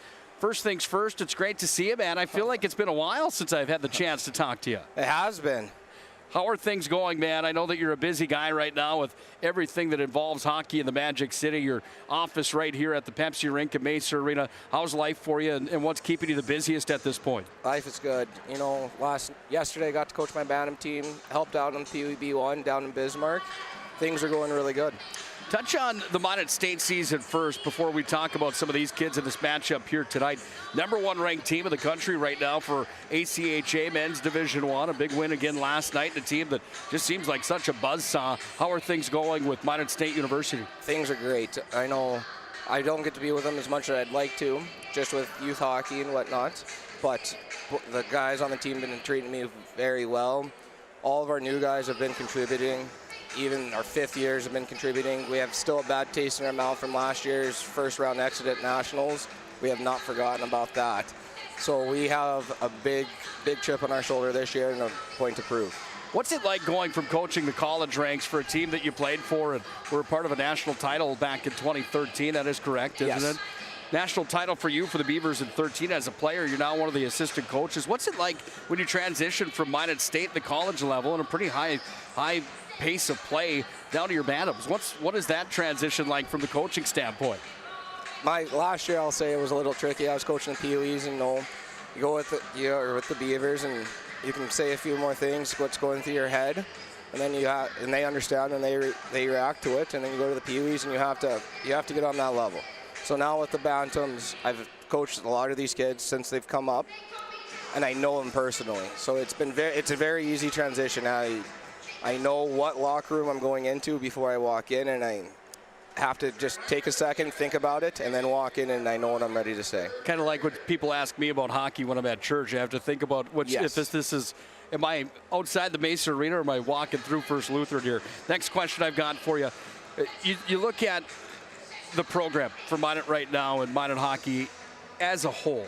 How is the state of Minot hockey boosters? Are the numbers up? Are they down? Is hockey alive and well? What is the overall temperature of Minot hockey in Minot, North Dakota? I'd say hockey is alive and well. Our girls program's growing tremendously. We have an all-girls group for our Learn to Play, which I think has helped out tremendously. This year, this is my first year since I've been here. We have two 10U girls teams. We have a 12U girls team. Unfortunately, we couldn't field a 14U, but those girls were very fortunate. They're playing Minot High girls, and they're being players on that team. Fantastic stuff. Great job across the board. So many of these youth players that come through the program playing in the showdown here tonight. Minot High leading 3-1. First of all, your thoughts on this hockey game here today. Minot High looks pretty good. They just haven't had the opportunity to finish much here today. A bit sloppy time to time, too, hey? I think they're working really hard. Looked like in the first they weren't getting the bounces. Like, usually when you work hard, you get those bounces, a few posts. But I think from everything, they are very, very comfortable with that 3-1 lead. They don't want to let up here. But they got to find the back of the net a couple more times, and I think it's going to happen. 4 posts were hit that first period. I got that on my notes of the score sheet here today. I mean, solid, just clanks. I was sitting here going, what in the world is happening up here? They find a way to score here. There's plenty of talent in this group on this team. Some of these kids you want to touch on that you had the opportunity to coach through the younger years and be a part of the program that you look forward to continuing watching their high school careers and hockey careers? I've been very fortunate to coach just about every kid on that roster. The big one I really can't say enough good things about him is Easton Panisuk. He always has a smile on his face, loves to be at the rink. He has an engine that doesn't stop.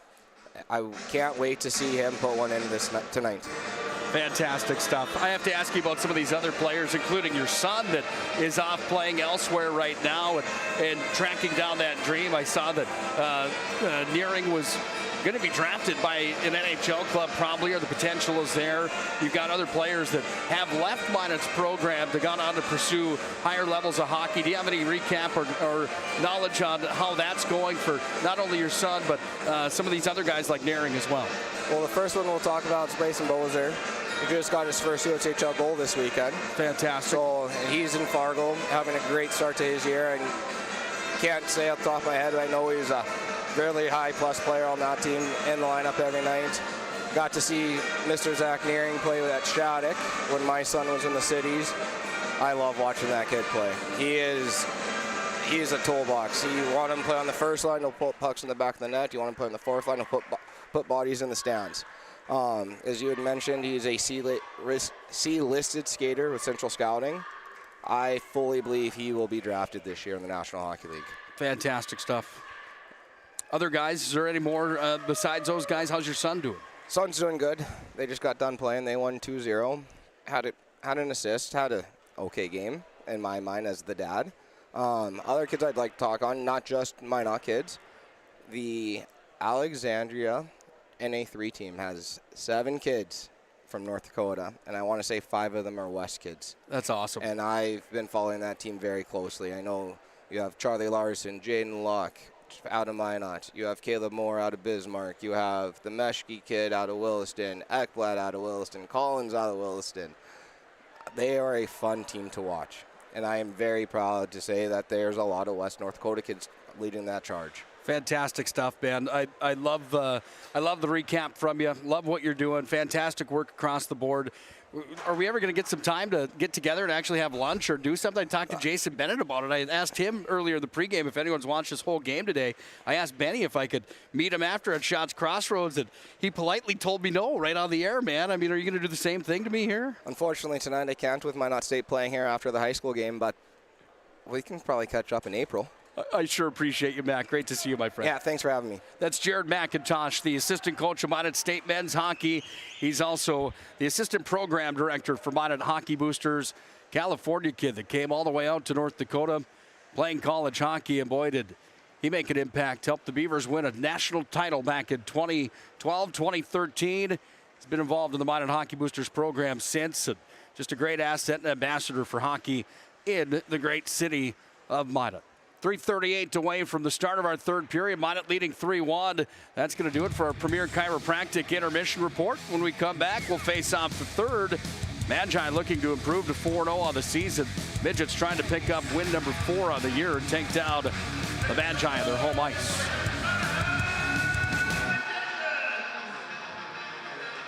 The magic of what we do really comes down to combining different aspects of patient care. Here at Premier Chiropractic, we love combining soft tissue work, the adjustment, and exercises together. We found that this gets the best results for our patients.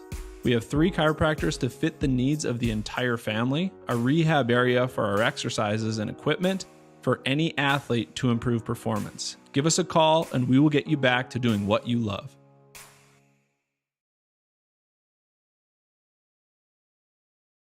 If it's fire damage, Agent Fred Iron. From burnt to unburnt, he does that.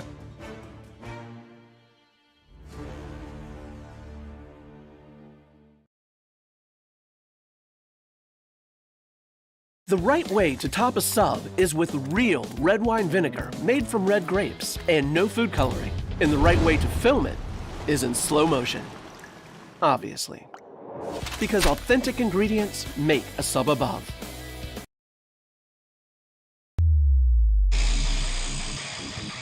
Well, Ozzy Osbourne brings us into the third period. Always like a little crazy train to start things off. We're underway for our third. Minot leading by a score of 3-1 on the PNC National Bank scoreboard. Minot moving from the right to the left here in the third. They're in their white uniforms tonight. Dickinson is in their blacks here at the Pepsi rink at Mesa Arena. Puck's going to be handled here by the Midgets. They're going to take it and send it into Minot High territory. It's Deal that's on the retrieve here. He throws it up off the glass. Puck comes back away now at center here for Swangstu. He's going to fire in, and the stop is made by the goaltender Cadmuras. 16:25 to play here in regulation tonight. Minot High looking for their 4th win of the season, looking to improve to 4-0 on the year after wins earlier on this week against Mandan and Bismarck Century. Up at the point, here's Deal, tipped in front. Oh, that was Panasuk. Tipped it in, and then look out. Panasuk's got a little extra love there as they have a little bit of a conversation out in front. Well, we got a visitor in the press box here today. Gotta love to see this. My little guy, Ike Hulberg, in the press box. Can you say hi to everybody? Says hi. Absolutely. Love you, pal. Thanks for coming to the hockey game here today.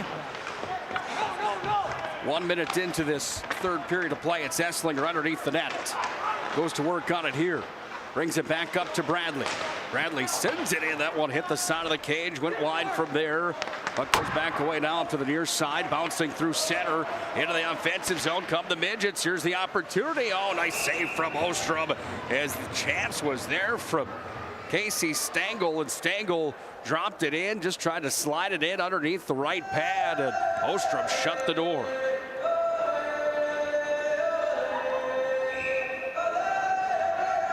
Always great to talk to Jared McIntosh. That's a dude that has a lot of respect in the hockey community, without a doubt. Fantastic work that he's done at the youth levels, coaching with Minot State now. Just a all-around great guy, and like I said, a great ambassador for the sport. He was pretty darn good back in the day. He could score some goals. He was a real fast hockey player. That puck comes right up the nose zone as Morelli flipped it ahead forward. Didn't get any of what he wanted on it. Bounced right through up to center. Now Jones goes to work on it, but it's going to be picked up here. Back for the Magi, their own territory, as Jones had it now. Now goes back again to Bradley. Bradley's got it. He'll send it in. Around the near side wing. Morelli tied up in deep. Puck's out in front of the net. Picked up here by the Midgets. They're going to go up to center with it. Levi Jerome's got it. Jerome, fancy move. Another. Then Jones comes in and just sweeps that one away to the far wall. Here's a drive. Firing and scoring off of Ostrom. It goes, and the goal will belong to Ty Nelson. Second to the year for Nelson. Sorry, make that Siebel, and Siebel scores.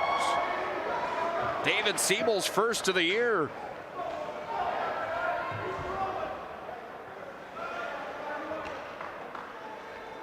.14 for Dickinson on the goal.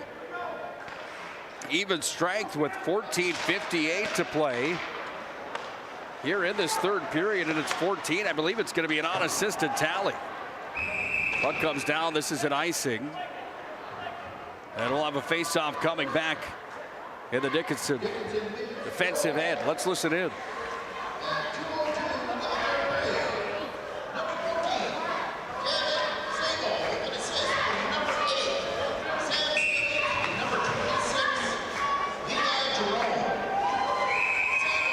Sillings and Jerome in on the assist as Sable picks up his first of the season.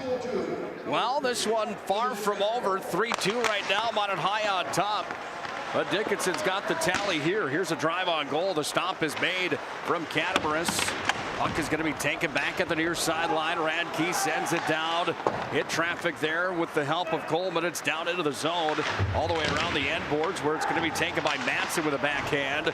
Puck is tied up here. Madsen puts up the brick wall at the line. Puck still escapes to center. And now at center, it's taken by Radke. With a backhand, Radke sends it ahead. Out to center it comes. Here's Krieg. Minot High's contained him well here tonight. Krieg, the All-West Region player from a year ago. Dumped in down from Radke, back behind the net. Catabaris was back to stop it there. On the breakout attempt for the Midgets, it's Radke that holds it at the line and just dumps it right back in. Finley Bent's on it here. He's out with Schuster. Down to the far side, bottom of the circle. Puck is freed here by the Midgets, so they're going to take it now here for Clayman. Up to the center ice zone. It's taken and dumped right back in by the Magi. Well, good tempo here to this third period. Minot High leading by a goal in this contest. 2 goals on 13 shots for Ostrom here today. Look at those numbers. Certainly not impressive. However, in a game like this, he has not seen much action down there. He has not been busy at all and tested hardly with any quality opportunities here in this hockey game. Hard to stay sharp back there in a game like this. Bradley's got it at the point. Had it hop off of his tape. Now Schuster. Puck goes back into the Minot High offensive zone, and it comes back away down to the Midgets. They're going to fire now. This will be an icing, and that icing brought to you by our friends at the UPS Store. UPS Store located on South Broadway in Minot for all your packing and shipping needs. It's the UPS Store.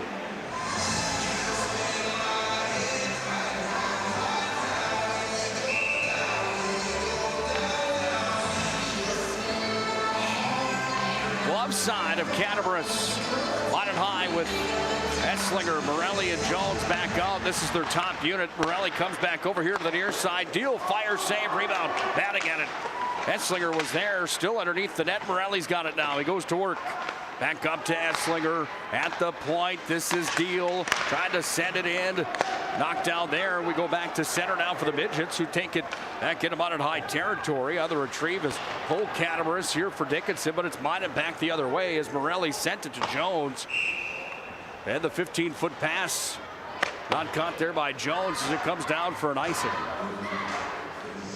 Well, the Magi at times here today have been electric. At others, they've been downright sloppy in this hockey game. I don't know, maybe that's too hard on them, but it's almost one of those games that you look at and Say yes, it is game number 3 in 5 days on the week, and only game number 4 of the entire season. Minot High had a 15-day layoff to start the year after they opened up against Devils Lake at Burdick Arena, where they got the victory over the Firebirds. In the opener, they won 6-2. Outscored their opponents on the year 15-4, so certainly things are going right for them. There's no doubt about that. A +11 margin, but this one is way too close for comfort right now for Minot High's head coaches John Grubb, Jason Bennett, and the assistant Jordan Willard, who are in year number 9 with the program as the heads. Dallas Coots on the other side in year number 10 for the Midgets. He's got to be satisfied where he's at right now here in this showdown. Down by a goal in a grudge match here with the Magi. 1 goal away from tying this thing up and turning the tide completely. Coleman just sends it up through the middle again. Wide open out in front. Here's a drive. Oh, yawning goalmouth opportunity for a second for Siebel. He missed the net. Here come the Magi out to center. Now it's going to be dumped off the wall and right back into Minot High territory. Now Radke's got it. Out to center again. It's going to be a stop of the play on the offsides. And we'll have a face-off coming here in the neutral ice zone with 11:49 to play in the third period. Minot High, my pick inside the West region this year. Legacy and Minot High would be the two that I talk about as the teams to beat inside the West. And right now, it's Minot High looking to see if they could change that tide. That's not just because I'm a Minot High guy. I mean, I look at these numbers and the stats, the depth, the talent, what's coming back, you name it, across the board. And Minot High's got the most of anybody inside of the WDA. They and Legacy have the most talent coming back in my mind. Might make some friends, might lose some friends on that statement here today, but right now Minot High doesn't look like that team in my opinion. Here's the drive that comes in, swags to, pushes out to center. Finley Benson after it on the chase down. It comes back away now here to Jacob Lucas, and Lucas sends it back behind the net. Far side wing over to the far wall. This is going to be iced down, and a nice play here by the Midgets again. Ostrom's going to be forced to play it. Shotguns this one up to center. Got past Swangstu, down it comes, and another icing here on the Magi. That one charged on the Minot High net keeper as it got over the stick of Swangstu. Well, you look at John Grubb and Jason Bennett in year number 9. Look at Jordan Willard as well. John Grubb in 1997-98 set the record at Minot High School for the most goals in a season. Grubb scored 38 that year. That's the most in program history for 1 year of high school hockey for Minot High School.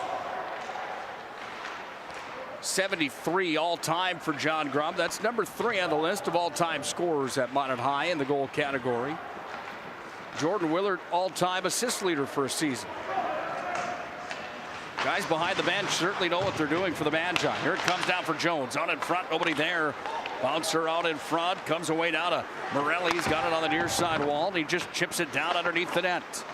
Esslinger tried to feed it to the far wing. Nobody was there, and it's taken back to center here as Catamarus takes it and dumps it down in behind Ostrom. 10:14 to play in the third period. Minot leading 3-2 here on the BNC National Bank scoreboard. BNC National Bank. Find them online at bnc.bank. 3-on-2 back into the zone here for the Midgets. Sent in front. Bradley made the stop there on the opportunity for Dickinson. Now it's going to be Jones. It flips up to center. Here's a 2-on-3 back the other way. Jones out in front. This is Esslinger that's got it. Esslinger down to the corner. Goes back to Jones. Brock Jones up to the point. Now Freeman's got it here. And save. Rebound.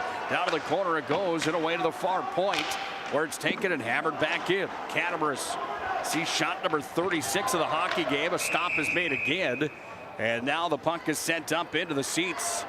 Remember I told you the story of the second about the gentleman that tracked down the puck and handed it to the nearest lady in sight? Well, that poor lady just about got smoked with that one as it was sent up right above the Dickinson bench. Big thanks to Prestwich Orthodontics. They bring you the hockey game today. They specialize in braces and Invisalign for all ages. Call 852-2646. MinotBraces.com is where you can find them.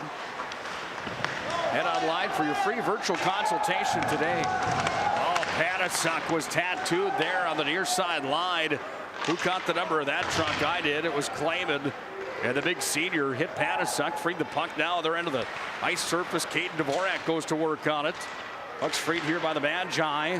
They go to work. Abraham's it up to center. Now Swangstu, who's got a goal again today. His streak continues.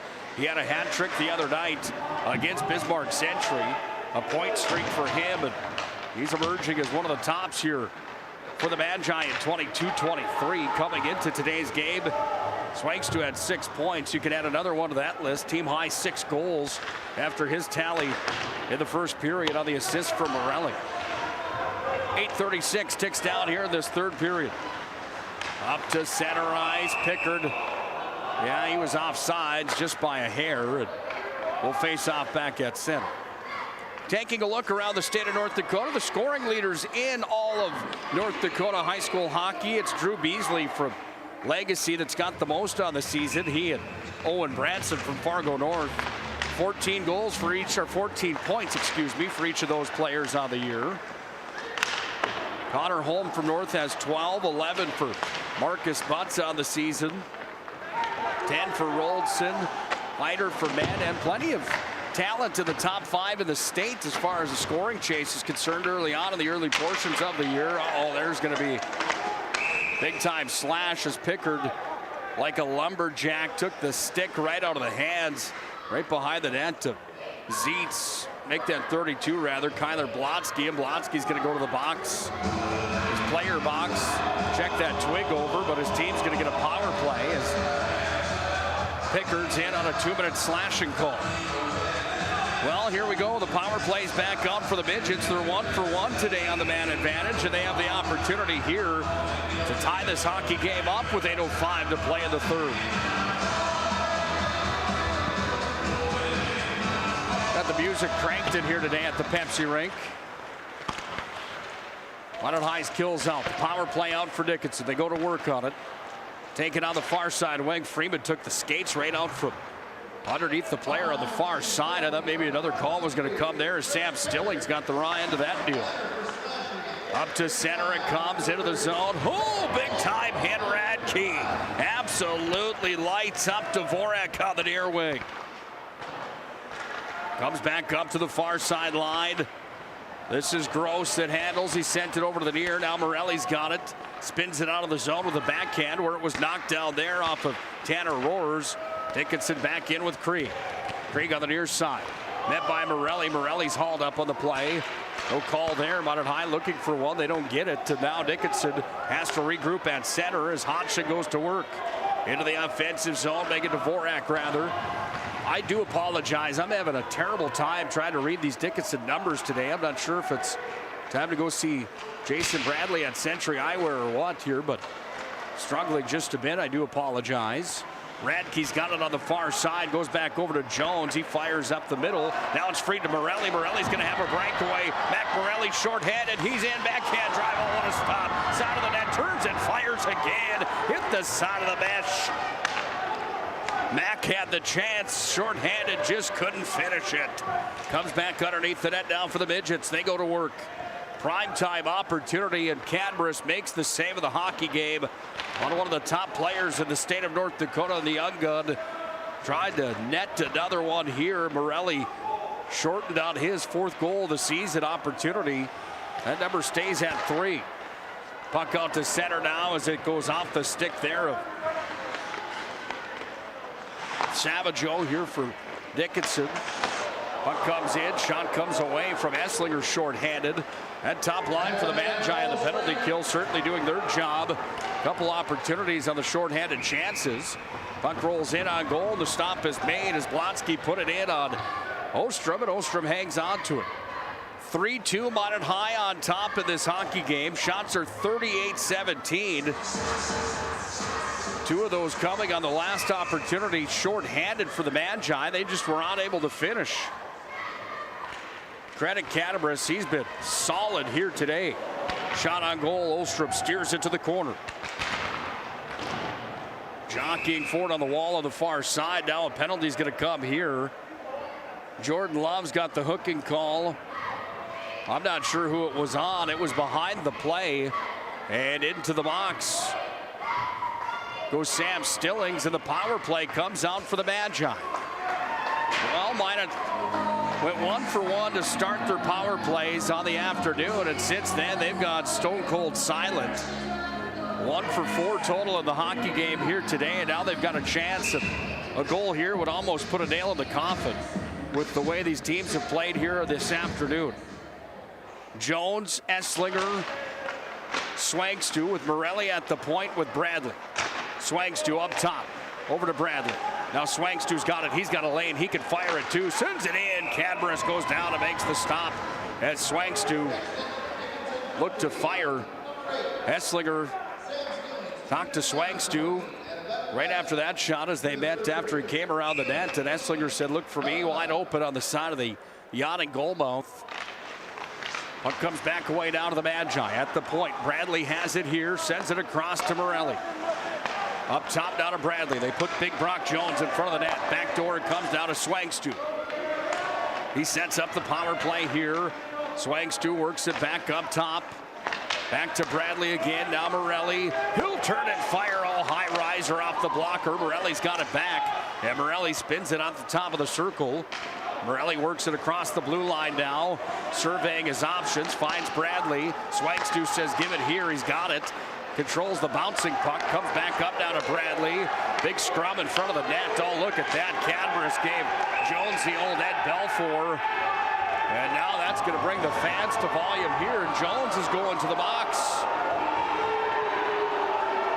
Oh, boy, the fans in the Magic City don't like that. Brock Jones is in for 2. Oh, they're going to take 2 of them. And the other side here for Dickinson, into the penalty box goes Jerome. Roughings on both sides, I do believe. Or goaltender interference possibly on Jones. I'm not sure what the call was on Jones. I know it was a roughing on the other side on Levi Jerome. Well, Minot High's power play remains out as they will wave the 2 penalty times up as the Coincidentals go unnoticed on the board. And Jones on in front of the net. He was getting worked over by Cadmuras big time. Here's Morelli. Sends it back down, and now Pickard's going to be charged with a high stick out in front of the Dickinson net. And the Minot High fans are coming unglued here on Jordan Love and Jake Stack here today. I was watching the play work up top. Pickard pleading his case here. We're going to skate 4-on-4 now for the next 55 seconds as Pickard's in the box on a high sticking call. Minot High staff doesn't ask for any explanation there from the officials here today. They just continue to talk amongst themselves on the bench. We skate 4-on-4 for the next 55 seconds. Don't go anywhere. It's just getting good at the Pepsi rink. Dickinson within a goal here. Esslinger's got it on the wall on the far side. Esslinger takes it to the Zamboni door, trying to move it back up the wall. It's going to be held in there as Kason Grohl goes after it. Bradley reverses it, goes back over now to Esslinger. Bounces it away here to Brock Madsen. And Madsen starts the rush. 2-on-2 drill. He's got Morelli with him into the offensive zone. Madsen stick checked on that play, and now it's sent underneath the net. Crunch time here in this one. 4:13 to play. That's in regulation. Madsen has it here. Madsen starts the rush into the offensive zone. Madsen turns and fires. Cadmuras with a blocker save again. And now Morelli goes to work up to Esslinger. Esslinger, oh, he's manhandled by Krieg on the near side. Morelli's in, sends it top shelf, just missed. Comes back away now up to the point. Esslinger at the line, holds it. Dickinson's at full strength. Minot High's on the kill. Puck's out to center. Motors turning and moving here as it's taken into the zone by Stillings. He's hit there by Radke. Sent down in front. Side of the cage. Sent through the blue paint. Nobody home for the Midgets. All the way back up to center. Well, a little bit more tempo here this third period. A lot of extra open ice for that last 55 seconds on the 4-on-4. Teams exchanging chances here today. Radke's got the hit in deep. That frees the puck, however, down to the near side, top of the circle, far point it comes. Here's a drive blocked by Esslinger out in front. Tip just wide of Ostrom underneath the net for Gross. Trying to send it out in front. Now Swangstu takes it, and Swangstu launches it down and goes in after it. Cadbury's out of the net to play it. Sweeps it far side. Midgets on the power play for the next 5 seconds. They're going to have one more chance here. The extra attackers. It's taken here by Logan Gross down into the offensive zone. Here's Swangstu. After the shorthanded opportunity for the Magi, Swangstu takes it, dumps it in. Pickard's in after it. Pickard with a big hit down in deep. He bounced off of Tanner Roars, and now Roars moves it up to center ice. Puck is going to lay at center here, where it's going to come to the near side wing. Schuster on the forecheck for the Magi. It's picked up and moved out by Kate Dvorak. Out to center it comes. Dumped in down behind Ostrom. Back to retrieve here for the Magi, and spinning it was Deal down to 2:09 to play in the third. Shots are 40-18 here in the hockey game today. Minot leading 3-2, but it's far from over right now as the intensity continues to build here at the Pepsi Rink. Second whistle coming here. I believe it's a timeout. It is. And the timeout called by Dallas Kuntz. 3-2 Minot High on top here in the showdown. We'll take a break as well. We'll come back. Don't go anywhere. Just getting good in the Magic City. One way to top a sub is with real red wine vinegar made from red grapes and no food coloring. And the right way to film it is in slow motion. Obviously. Because authentic ingredients make a sub above.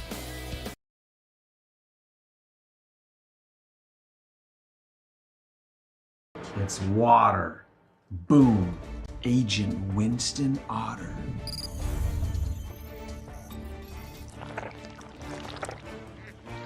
He's been called the human sponge.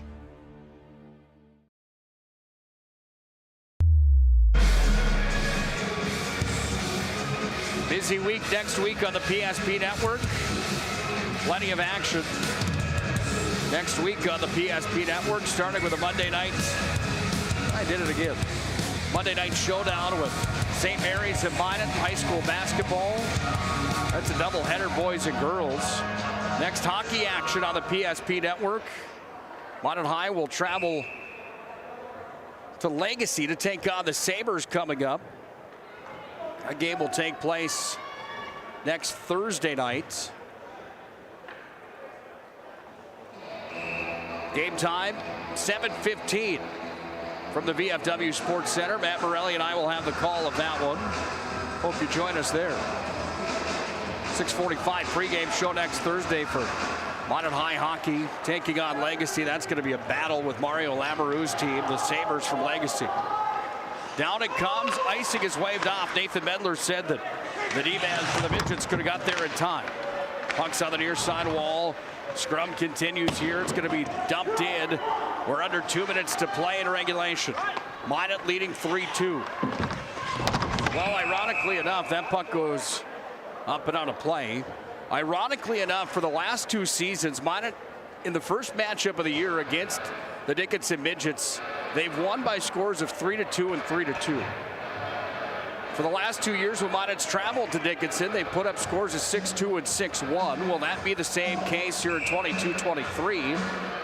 It's about where we're at right now. If we get through the next minute 39 without anybody scoring, it will be the case. 52nd all-time matchup between these two teams. And Minot High looking for their 48th win in program history against the Midgets. At the point, Radke sends it in. Catabaris gloves it down, and he'll hang on to it. Well, just about dinner time in the Magic City. Make sure to give Planet Pizza a call for supper tonight. Planet Pizza has been proudly serving the Magic City for over 25 years.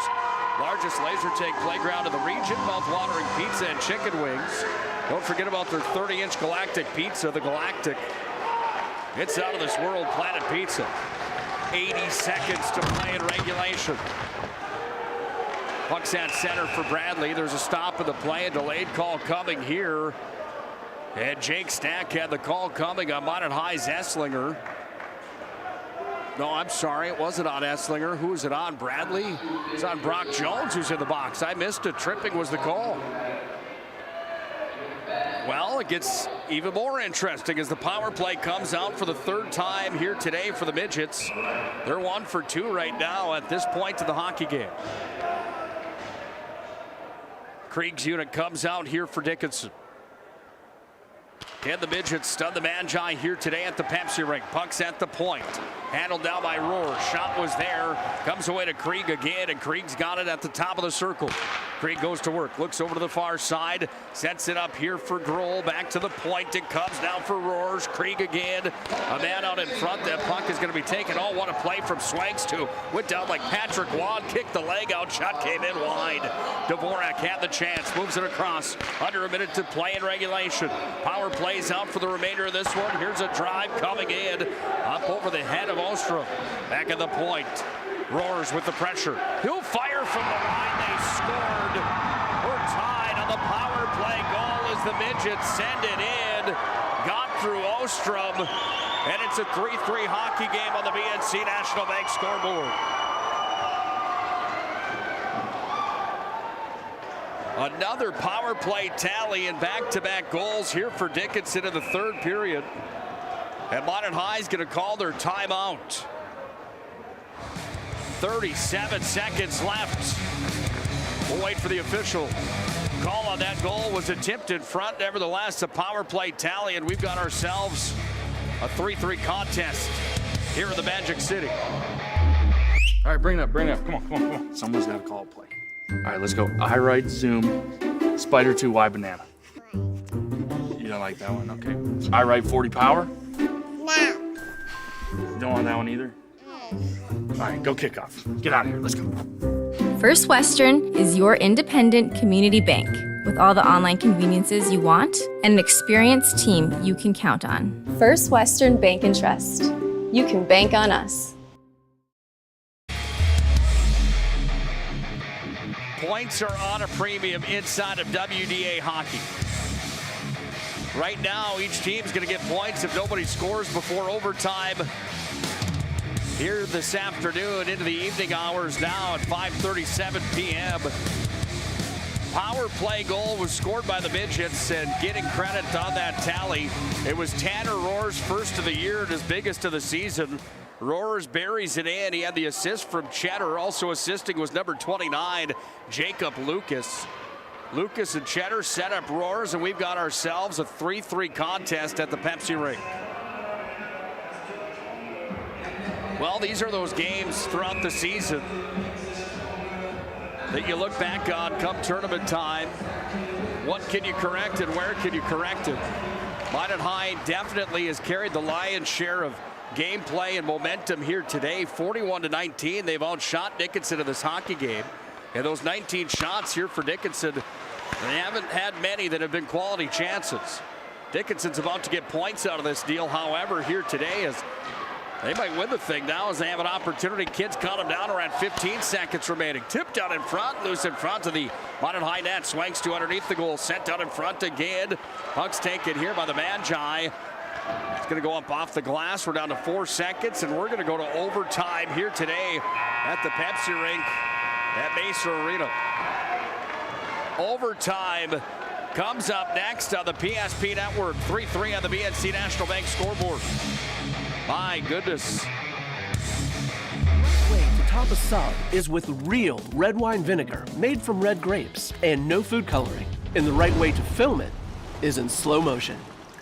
Obviously. Because authentic ingredients make a sub above.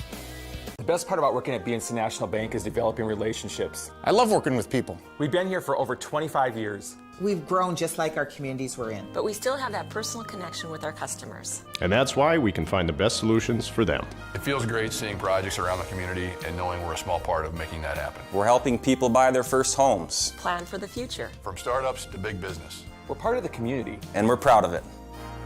Yours truly, BNC.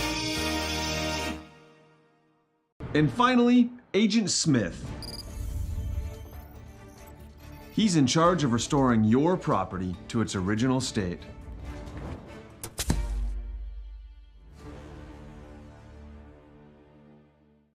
This broadcast on the PSP Network is proudly brought to you by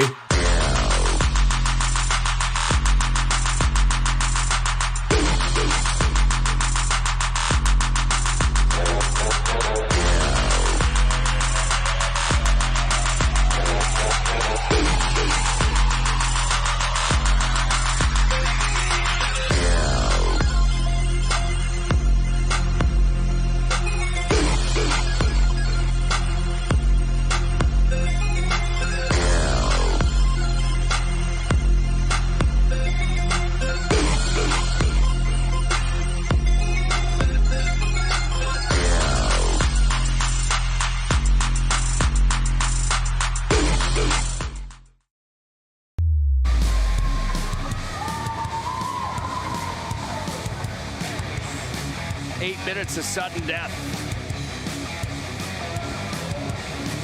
Winner takes the extra point here tonight in this showdown. Minot High and Dickinson 3-3. Credit Dickinson here today, weathering the Minot High storm. Dallas Koontz is going to bring hockey teams to the Pepsi rink or any rink that he goes to, whether it's his home ice or on the road. And they're going to work hard. They're going to play. And Koontz has that situation here with his Midgets today. Look out. Oh, man, that one went up into the seats. Souvenir will find a fan. They're 2 rows down from the top. Faceoff will come back to center ice. Minot High at home. Has never suffered a loss here to the Midgets. They're 11-0 at home, outscoring Dickinson 54-18 in the regular season all time. Lost at home in the region play-in game here back in 2018. Dickinson's got the chance today to get it done here on Minot's home ice at the Pepsi rink as we're in overtime. Nick Hulberg again on the call today. Thanks for joining us here. Who's going to be the hero today? Somebody will. Abrahamson on the near side, scrumming for it there. Puck is freed for the Midgets, and now it's Caden Dvorak hammered in from center there off of Kyler Blotsky. Down to the corner it comes now here for Freeman. Back over to Bradley. Bradley's got it, sends it across the middle. Back over to the far side for Panasuk. Freeman's got it again. Comes to Bradley once more, and Bradley's going to take it up off the wall. Goes up to Ben Swankstu. A goal in the game for Swankstu here today. He just pokes it down to the corner where Jones has it now. Jones hits the brakes, reverses it here on the wall. Up to the point, Bradley's got it, sends it across. Bradley doesn't get anything on that opportunity to clear it. Comes back away now here to Jones, who goes to Morelli. Morelli's going to walk in. He'll turn it, fire, pad save. Jones rebound, sent it in just off of the pad. All the way back to the point. Now Deal across here for Radke. His shot was blocked. Nice defense there from Cole Catabaris. Got the stick in the way. Minot High looking for the game winner here today. They get a line change first. Radke's going to pinch at the point. Shuffled up the wall from Blotsky now, and Blotsky sends it out to center where it comes back away here now for Finley Bentz, who dumps it in, goes after it. Bentz scrumming down in deep, goes back to Morelli, tried to pull the trigger, he couldn't. Bounced over his tape, and this will come all the way down for an icing. And we'll have a face-off coming on the glove side of the netminder, Catabaris here today, who's been sensational in goal here for the Midgets. He's played well in this hockey game, without a doubt. 41 shots he's seen here today, stopped 38 of them. 6:05 remains here in the overtime session. This isn't enough. We'll go to a shootout here today to see if we can end it that way. Luck hops over Bradley's stick. Madsen back after it. Midgets into the zone, but an offside's called right at the line. Nathan Medler right there as that one goes into the zone. Dallas Koontz, I don't think, likes that one very much. He's got words for Medler. Maybe he didn't like it. Maybe that one went off of Medler and out of the zone potentially. Koontz had a smile on his face. Here come the Magi. Offensive territory. They couldn't quite bring it in. Now they will. Here's Pickard into the zone. Pickard takes it ahead. Backhands it forward. Pickard a little stick work after the play. You better be careful here. Puck's going to go into the far side wing. Now off of Gross. And now it's pushed to center again as Finley Bentz had the hit on the near side. Puck comes back in behind the Dickinson net. First one in after it. This is Coleman. Coleman's down in deep for the Magi. He scored here today. Schuster's got it. Goes back to Coleman. Sent it out in front to Bentz. Can't get a stick on it. Finley Bentz has it at the point. Sends it back over. Oh, that came to Coleman. He couldn't connect on the one-time opportunity. Up into the protective mesh it goes, and a stop in the play with 5:09 left in overtime. Shots Crossroads and Planning Team Financial Advisors postgame show comes up next. We'll have our Jobbers Moving and Storage move of the game. We'll have our MVP of the contest brought to you by Sport Clips as well. We'll have the full recap and a conversation with Jordan Willard after the matchup here today. Puck comes away to Schuster. He sends that one towards the net, went wide. Picked up here by the Midgets. They're going to start the rush back out to center. Deal's going to move it forward at center ice. He gets it back, goes up into the Seats right behind the Minot High bench. On face-off will come back onto the neutral ice zone. Well, in the standings right now inside of North Dakota High School hockey, you see where Minot High was coming into this matchup here today.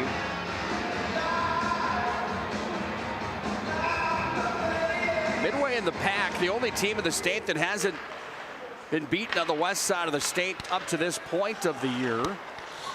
We'll look at those standings in just a moment at our next break if we get one here.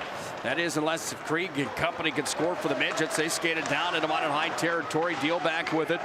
Deal trying to handle on it here. He can't. Comes back away down to Radke. Radke back over here to Panasuk. Panasuk across the middle. Tries to go to the far side for Schuster. Now Swangstu. Swangstu chips it in.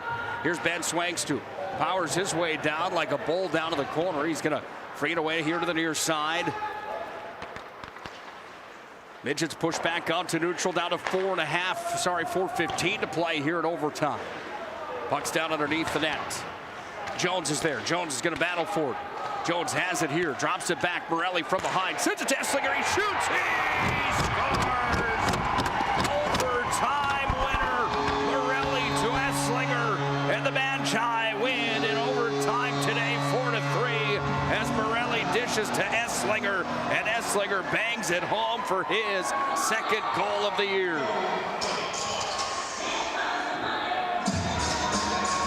What a hockey game that was here today for the Dickinson netminder. Man, you got to give Cadbury's credit here today. He certainly played out of his mind. But in overtime, it's Esslinger's second goal of the season from Mackley. Morelli. Jones will get credit on that one as well. 4 minutes in, 4 minutes remain, and Minot High picks up the victory today in the overtime session. Let's listen in.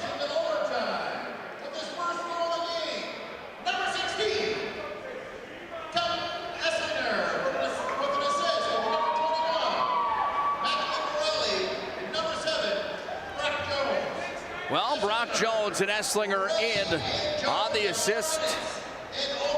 And Minot High gets the victory today, 4-3, as that one was a nail biter today here on the Pepsi Rink ice surface. Big thanks to Jason Swinney for helping us with the camera here today. We appreciate you, man. Job well done. Planning Team Financial Advisors and Shots Crossroads postgame show comes up next. We've got plenty to talk about after this one. We'll have our player of the game and our move of the game coming up. We'll also go through this complete stat recap. We'll talk to Jordan Willard as well when we come back. Finals 4-3. The Magi win in overtime today. We'll recap it when we come back to the Pepsi Rink. Whether you're looking for a full-service financial plan or planning for farm or business succession, Planning Team Financial Advisors is here to help you work toward achieving your financial goals. With locations in Bismarck, Garrison, and Center, our full-service team of professionals are dedicated to helping you work towards achieving your financial goals. Visit us online, planningteam.com. Securities offered through LPL Financial, member of FINRA and SIPC. Investment advisory services offered through New Edge Advisors, LLC, a registered investment advisor. New Edge Advisors, LLC, and Planning Team Financial Advisors are separate entities from LPL Financial. Our stylists are trained to understand the nuances of cutting men's hair. Less pomp, more adore, huh, Brittany? Square face, wavy hair. Mid-fade with a textured top. Finish it off with a hard part and taper that neckline, coach. Cowlick, what's the move? It's not just all about hard work here. Hit all. 7. Pressure. Points. Yeah. It takes expertise to be a sport clip stylist. Here? That's the spot. Right there, huh? Sport Clips, the pros in men's hair. Are you moving your business or your home across the town or across the country? We know it can be stressful. To ensure your possessions arrive on time, intact, and on budget, make your move with Jobbers Moving and Storage. Jobbers can help you with every aspect of your move. With our efficient step-by-step approach to move management, we can tailor a plan to suit your needs and schedule. With locations in Bismarck, Fargo, Minot, and Aberdeen, Jobbers Moving and Storage is your choice. Visit jobberswarehouse.com. It's Jobbers Moving and Storage. Oh, easy, easy. I think I'm good. You got my good side, right? Not too many lights. I don't want to get fried before my time. Oh, it's egg-tastic. You never know what dish you're going to end up in. My dream dish is a 99. It's so popular. Me and a fellow egg tag teaming with some crispy golden hash browns. Have you seen those hash browns? Those guys are shredded. Throw in some diced ham, onions, and melted cheese.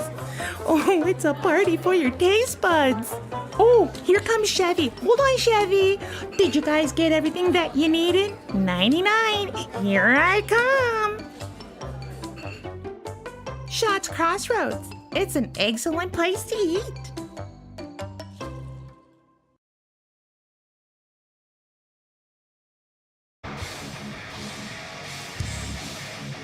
Well, you take another look at the game winner here today.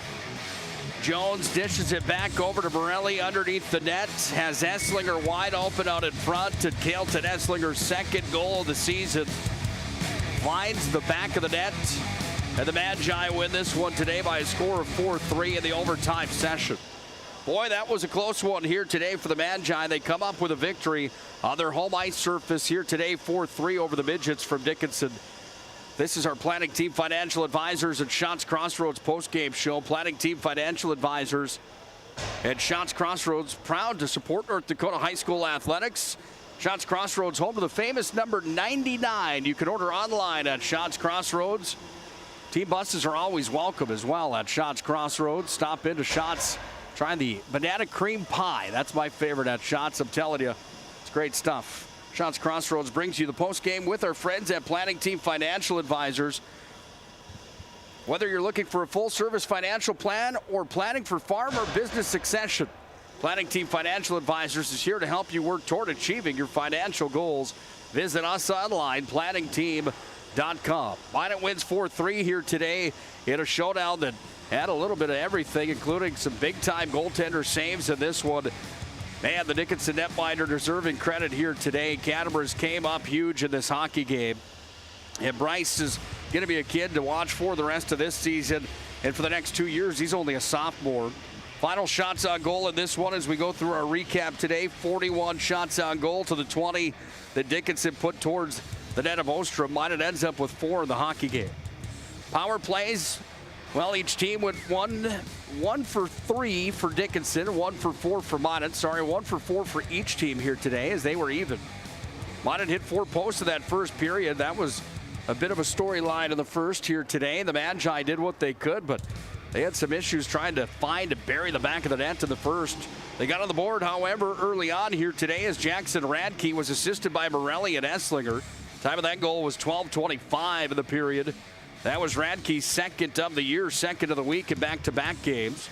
Power play goal for Ben Swankstu at 2:45. Put Minot high up 2-0 in the first. Esslinger Morelli again had the assist on that goal. Power play tally at 2:45 for Minot High getting on the board again with Swankstu. That's where they would end period number 1, leading 2-0. It was 3-1 at the end of 2 because Dickinson scored a power play goal of their own at 15-18. It was an unassisted tally scored by the Midgets. Casey Stengel, his third of the year. Minot then got on the board with an even strength goal. It was Coleman. That's Carter Coleman, second of the season. Back-to-back tallies for him. He was assisted by Radke on the play.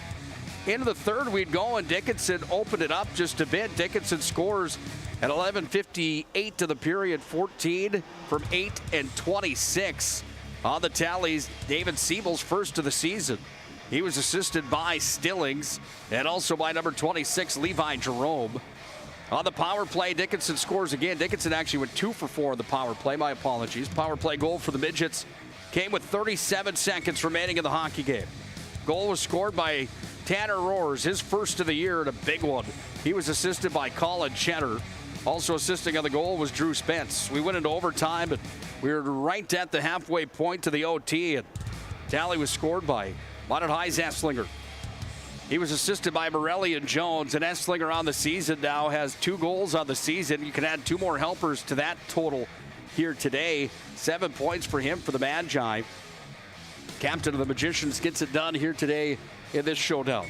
Finals 4-3 on the BNC National Bank scoreboard. When we come back, we'll see if we can track down Jordan Willert, the head coach of the Magi. We'll also have our move of the game. We'll also have our MVP of the contest coming up. It all happens in the Planning Team Financial Advisors and Shots Crossroads postgame show. Thriller here today for the Magi. They improved to 4-0 on the season as they get one done in overtime today against the Midgets from Dickinson. It was a doozy on the PSP Network. More to come when we return to the Pepsi Ring. Whether you're looking for a full-service financial plan or planning for farm or business succession, Planning Team Financial Advisors is here to help you work toward achieving your financial goals. With locations in Bismarck, Garrison, and Center, our full-service team of professionals are dedicated to helping you work towards achieving your financial goals. Visit us online, planningteam.com. Securities offered through LPL Financial, member of FINRA and SIPC. Investment advisory services offered through New Edge Advisors, LLC, a registered investment advisor. New Edge Advisors, LLC, and Planning Team Financial Advisors are separate entities from LPL Financial. Our stylists are trained to understand the nuances of cutting men's hair. Less pomp, more adore, huh, Brittany? Square face, wavy hair. Mid-fade with a textured top. Finish it off with the hard part and taper that neckline, coach. Cowlick, what's the move? It's not just all about hard work here. Hit off. 7. Pressure. Point. Yeah. It takes expertise to be a sport clip stylist. Here. That's the spot. Right there, huh? Sport Clips, the pros in men's hair. Are you moving your business or your home across the town or across the country? We know it can be stressful. To ensure your possessions arrive on time, intact, and on budget, make your move with Jobbers Moving and Storage. Jobbers can help you with every aspect of your move. With our efficient step-by-step approach to move management, we can tailor a plan to suit your needs and schedule. With locations in Bismarck, Fargo, Minot, and Aberdeen, Jobbers Moving and Storage is your choice. Visit jobberswarehouse.com. It's Jobbers Moving and Storage. Oh, easy. I think I'm good. You got my good side, right? Not too many lights. I don't want to get fried before my time. Oh, it's egg-tastic. You never know what dish you're going to end up in. My dream dish is a 99. It's so popular. Me and a fellow egg tag teaming with some crispy golden hash browns. Have you seen those hash browns? Those guys are shredded. Throw in some diced ham, onions, and melted cheese. Oh, it's a party for your taste buds. Oh, here comes Chevy. Hold on, Chevy. Did you guys get everything that you needed? 99. Here I come. Shots Crossroads. It's an excellent place to eat.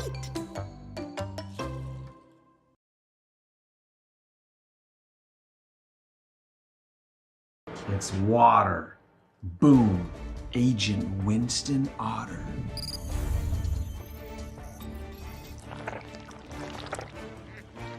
He's been called the human sponge.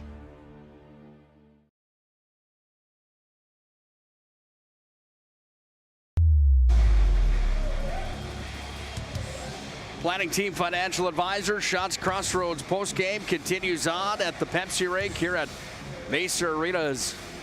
The Magi take care of business today. They get a victory on their home ice surface in a showdown against the Midgets from Dickinson here today. Final score of this one 4-3. In overtime thriller, Kelton Esslinger picks up his second of the year, and Esslinger puts it to the back of the net for the Magi here today. Minot High walks off in stunning fashion here today. Credit Dickinson and Dallas Kuntz's team.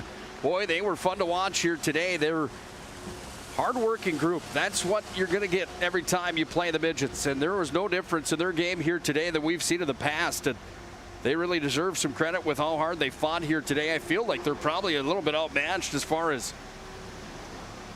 skill is concerned. No offense to be taken by anybody on that comment. It's just the way that it is with Magic City and Dickinson hockey. It's been that way for quite a while. And you look at what they were able to do today, that was quite a showdown. They hung in there. They executed their game plan well, and they had goaltending. They were tough to beat here today for the Magi, as Dickinson will fall to a record now on the season of 1 win and 4 losses inside of the West. They're going to move to 3-4 overall. Minot improves to 3-0 in the West region, 4-0 overall the year. What does that do for the standings inside of North Dakota? Well, that's going to shake things up just a bit. Minot's going to move up the ladder, at least up to Legacy's level here. The other games taking place today, Legacy at Central, that's a non-conference game. Jamestown's at Williston, so Jamestown has an opportunity to add to their cushion at the top. And Mayville and Hazen, that's a non-conference game as well. So the look at the boys' high school hockey standings are right there. And Minot High will move up the ladder with the points here today. Big thank you to our friend Bob Gillen at NorthDakotaHighSchoolHockey.com. Bob Gillen, 20-plus years as state statistician for North Dakota high school hockey. Fantastic work from Bob. We can't thank him enough for what he continues to do for the sport of hockey and the athletes across the state. Well, a big one coming up next Thursday. Our next hockey matchup on the PSP Network. Minot travels to Legacy to take on the Sabres. That is a 7:15 puck drop. Matt Morelli and I will have the call of that one next Thursday. It's a showdown between two teams that were predicted to be at the top of the list in North Dakota high school hockey in the West region by the coaches at the start of the year. Pregame show for that one starts at 6:45. Before then, I'll be on the air on Monday night with Todd Domeries as St. Mary's hosts Minot High in a boys and girls doubleheader.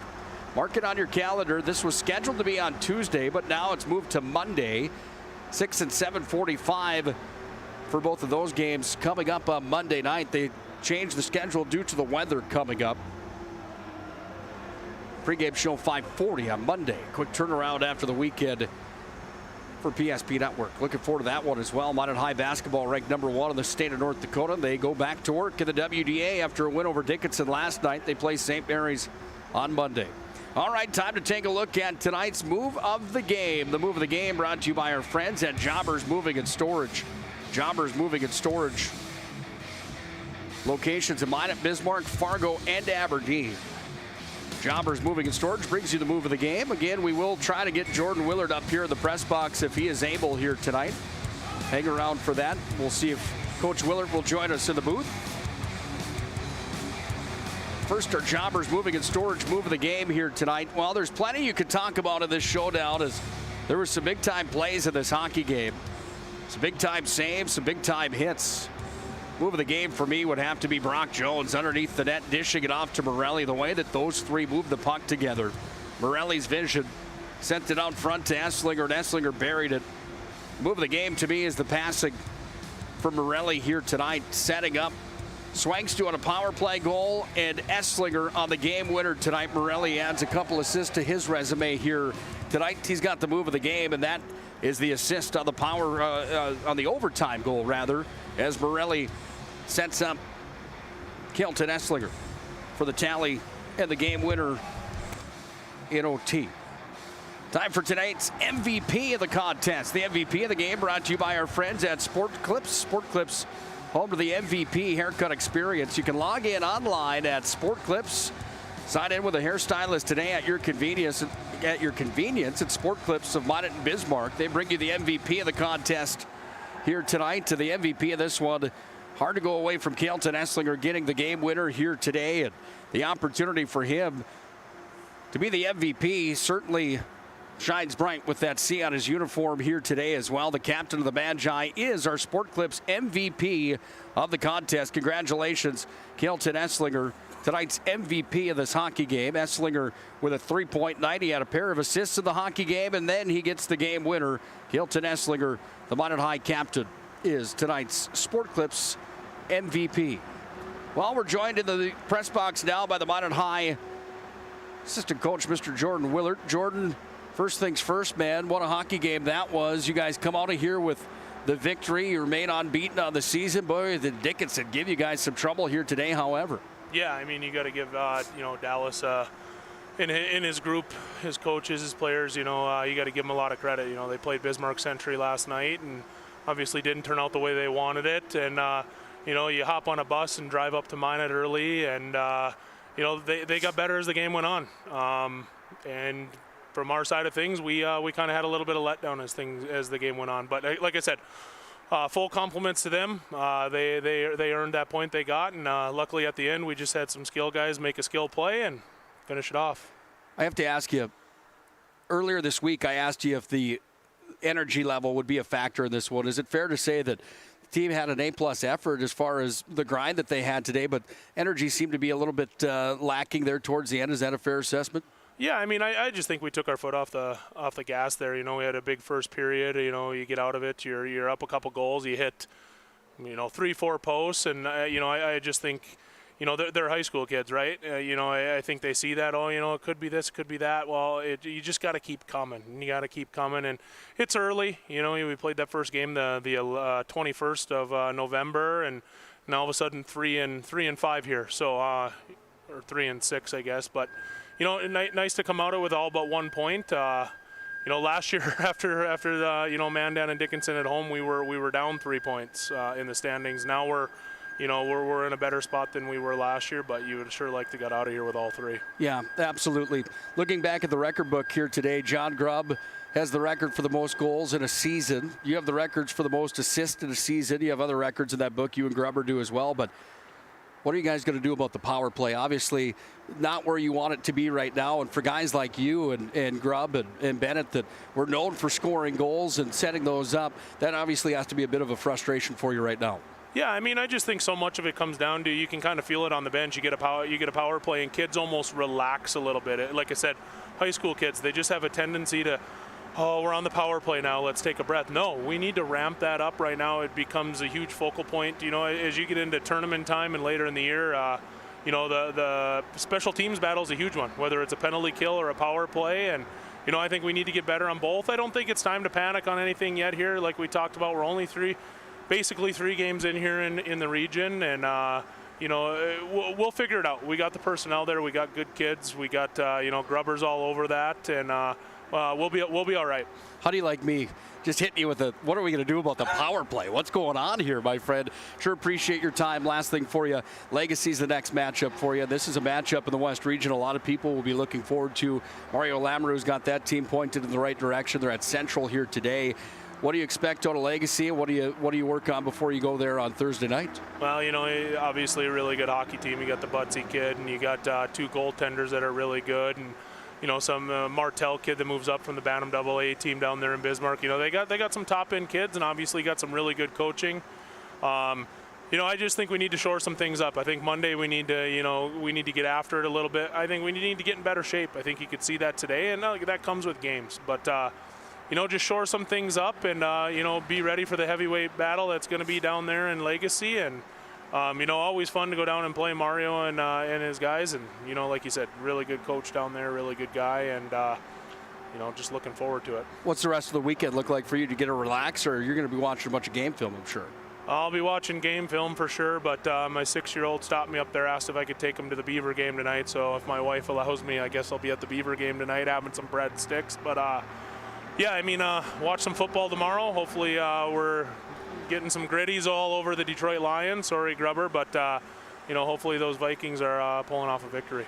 Well, if you're listening here, Caitlin, Beavers aren't ranked #1 in the country, of course, so I think that's probably a good call coming to the Pepsi rink tonight. Great job here as always. Thanks for your time as always, Coach, and have a great weekend. Appreciate it, Nick. That's Jordan Willard, the assistant coach of the Magi, after Minot High takes a 4-3 victory in overtime over the Midgets from Dickinson. That's going to do it for our broadcast coverage this week on the PSP Network. It's a busy week next week. Again, like and follow the PSP Network on all social media platforms to stay up to date with what is coming up. Highlights, scores, recaps, you name it, happens on the PSP Network. Join us next week on Monday night as St. Mary's takes on Minot High in a doubleheader of girls and boys high school basketball. We're on the air again for Magi Hockey on Thursday as the Magi travel to the VFW Sports Center to take on the Legacy Sabres. Big thanks again here tonight to Jared McIntosh for stopping by. Those young guns and the future, Minot High Magicians that were on the air with me here tonight. Big thanks to Jordan Willard and Jason Bennett for their time as well. Final score one more time on a Saturday night. Minot High improves to 4-0, handing Dickinson their second loss in the region this year. Make it fourth loss in the region this year. Minot High wins 4-3 on the BNC National Bank scoreboard. Nick Hulberg signing off until Monday night. Please have a great weekend. Whatever you do, be safe. Good night, and God bless. Whether you're looking looking for a full-service financial plan or planning for farm or business succession, Planning Team Financial Advisors is here to help you work toward achieving your financial goals. With locations in Bismarck, Garrison, and Center, our full-service team of professionals are dedicated to helping you work towards achieving your financial goals. Visit us online, planningteam.com. Securities offered through LPL Financial, member of FINRA and SIPC. Investment advisory services offered through New Edge Advisors, LLC, a registered investment advisor. New Edge Advisors, LLC and Planning Team Financial Advisors are separate entities from LPL Financial. Our stylists are trained to understand the nuances of cutting men's hair. Less pomp, more adore, huh, Brittany? Square face, wavy hair. Mid-fade with a textured top. Finish it off with a hard part and taper that neckline, coach. Cowlick, what's the move? It's not just all about hard work here. Hit all. 7. Pressure. Poise. Yeah. It takes expertise to be a sport clip stylist. Here. That's the spot. Right there, huh? Sport Clips, the pros in men's hair. Are you moving your business or your home across the town or across the country? We know it can be stressful. To ensure your possessions arrive on time, intact, and on budget, make your move with Jobbers Moving and Storage. Jobbers can help you with every aspect of your move. With our efficient step-by-step approach to move management, we can tailor a plan to suit your needs and schedule. With locations in Bismarck, Fargo, Minot, and Aberdeen, Jobbers Moving and Storage is your choice. Visit jobberswarehouse.com. It's Jobbers Moving and Storage. Oh, easy, easy. I think I'm good. You got my good side, right? Not too many lights. I don't want to get fried before my time. Oh, it's egg-tastic. You never know what dish you're going to end up in. My dream dish is a 99. It's so popular. Me and a fellow egg tag teaming with some crispy golden hash browns. Have you seen those hash browns? Those guys are shredded. Throw in some diced ham, onions, and melted cheese. Oh, it's a party for your taste buds. Oh, here comes Chevy. Hold on, Chevy. Did you guys get everything that you needed? 99. Here I come. Shots Crossroads. It's an excellent place to eat.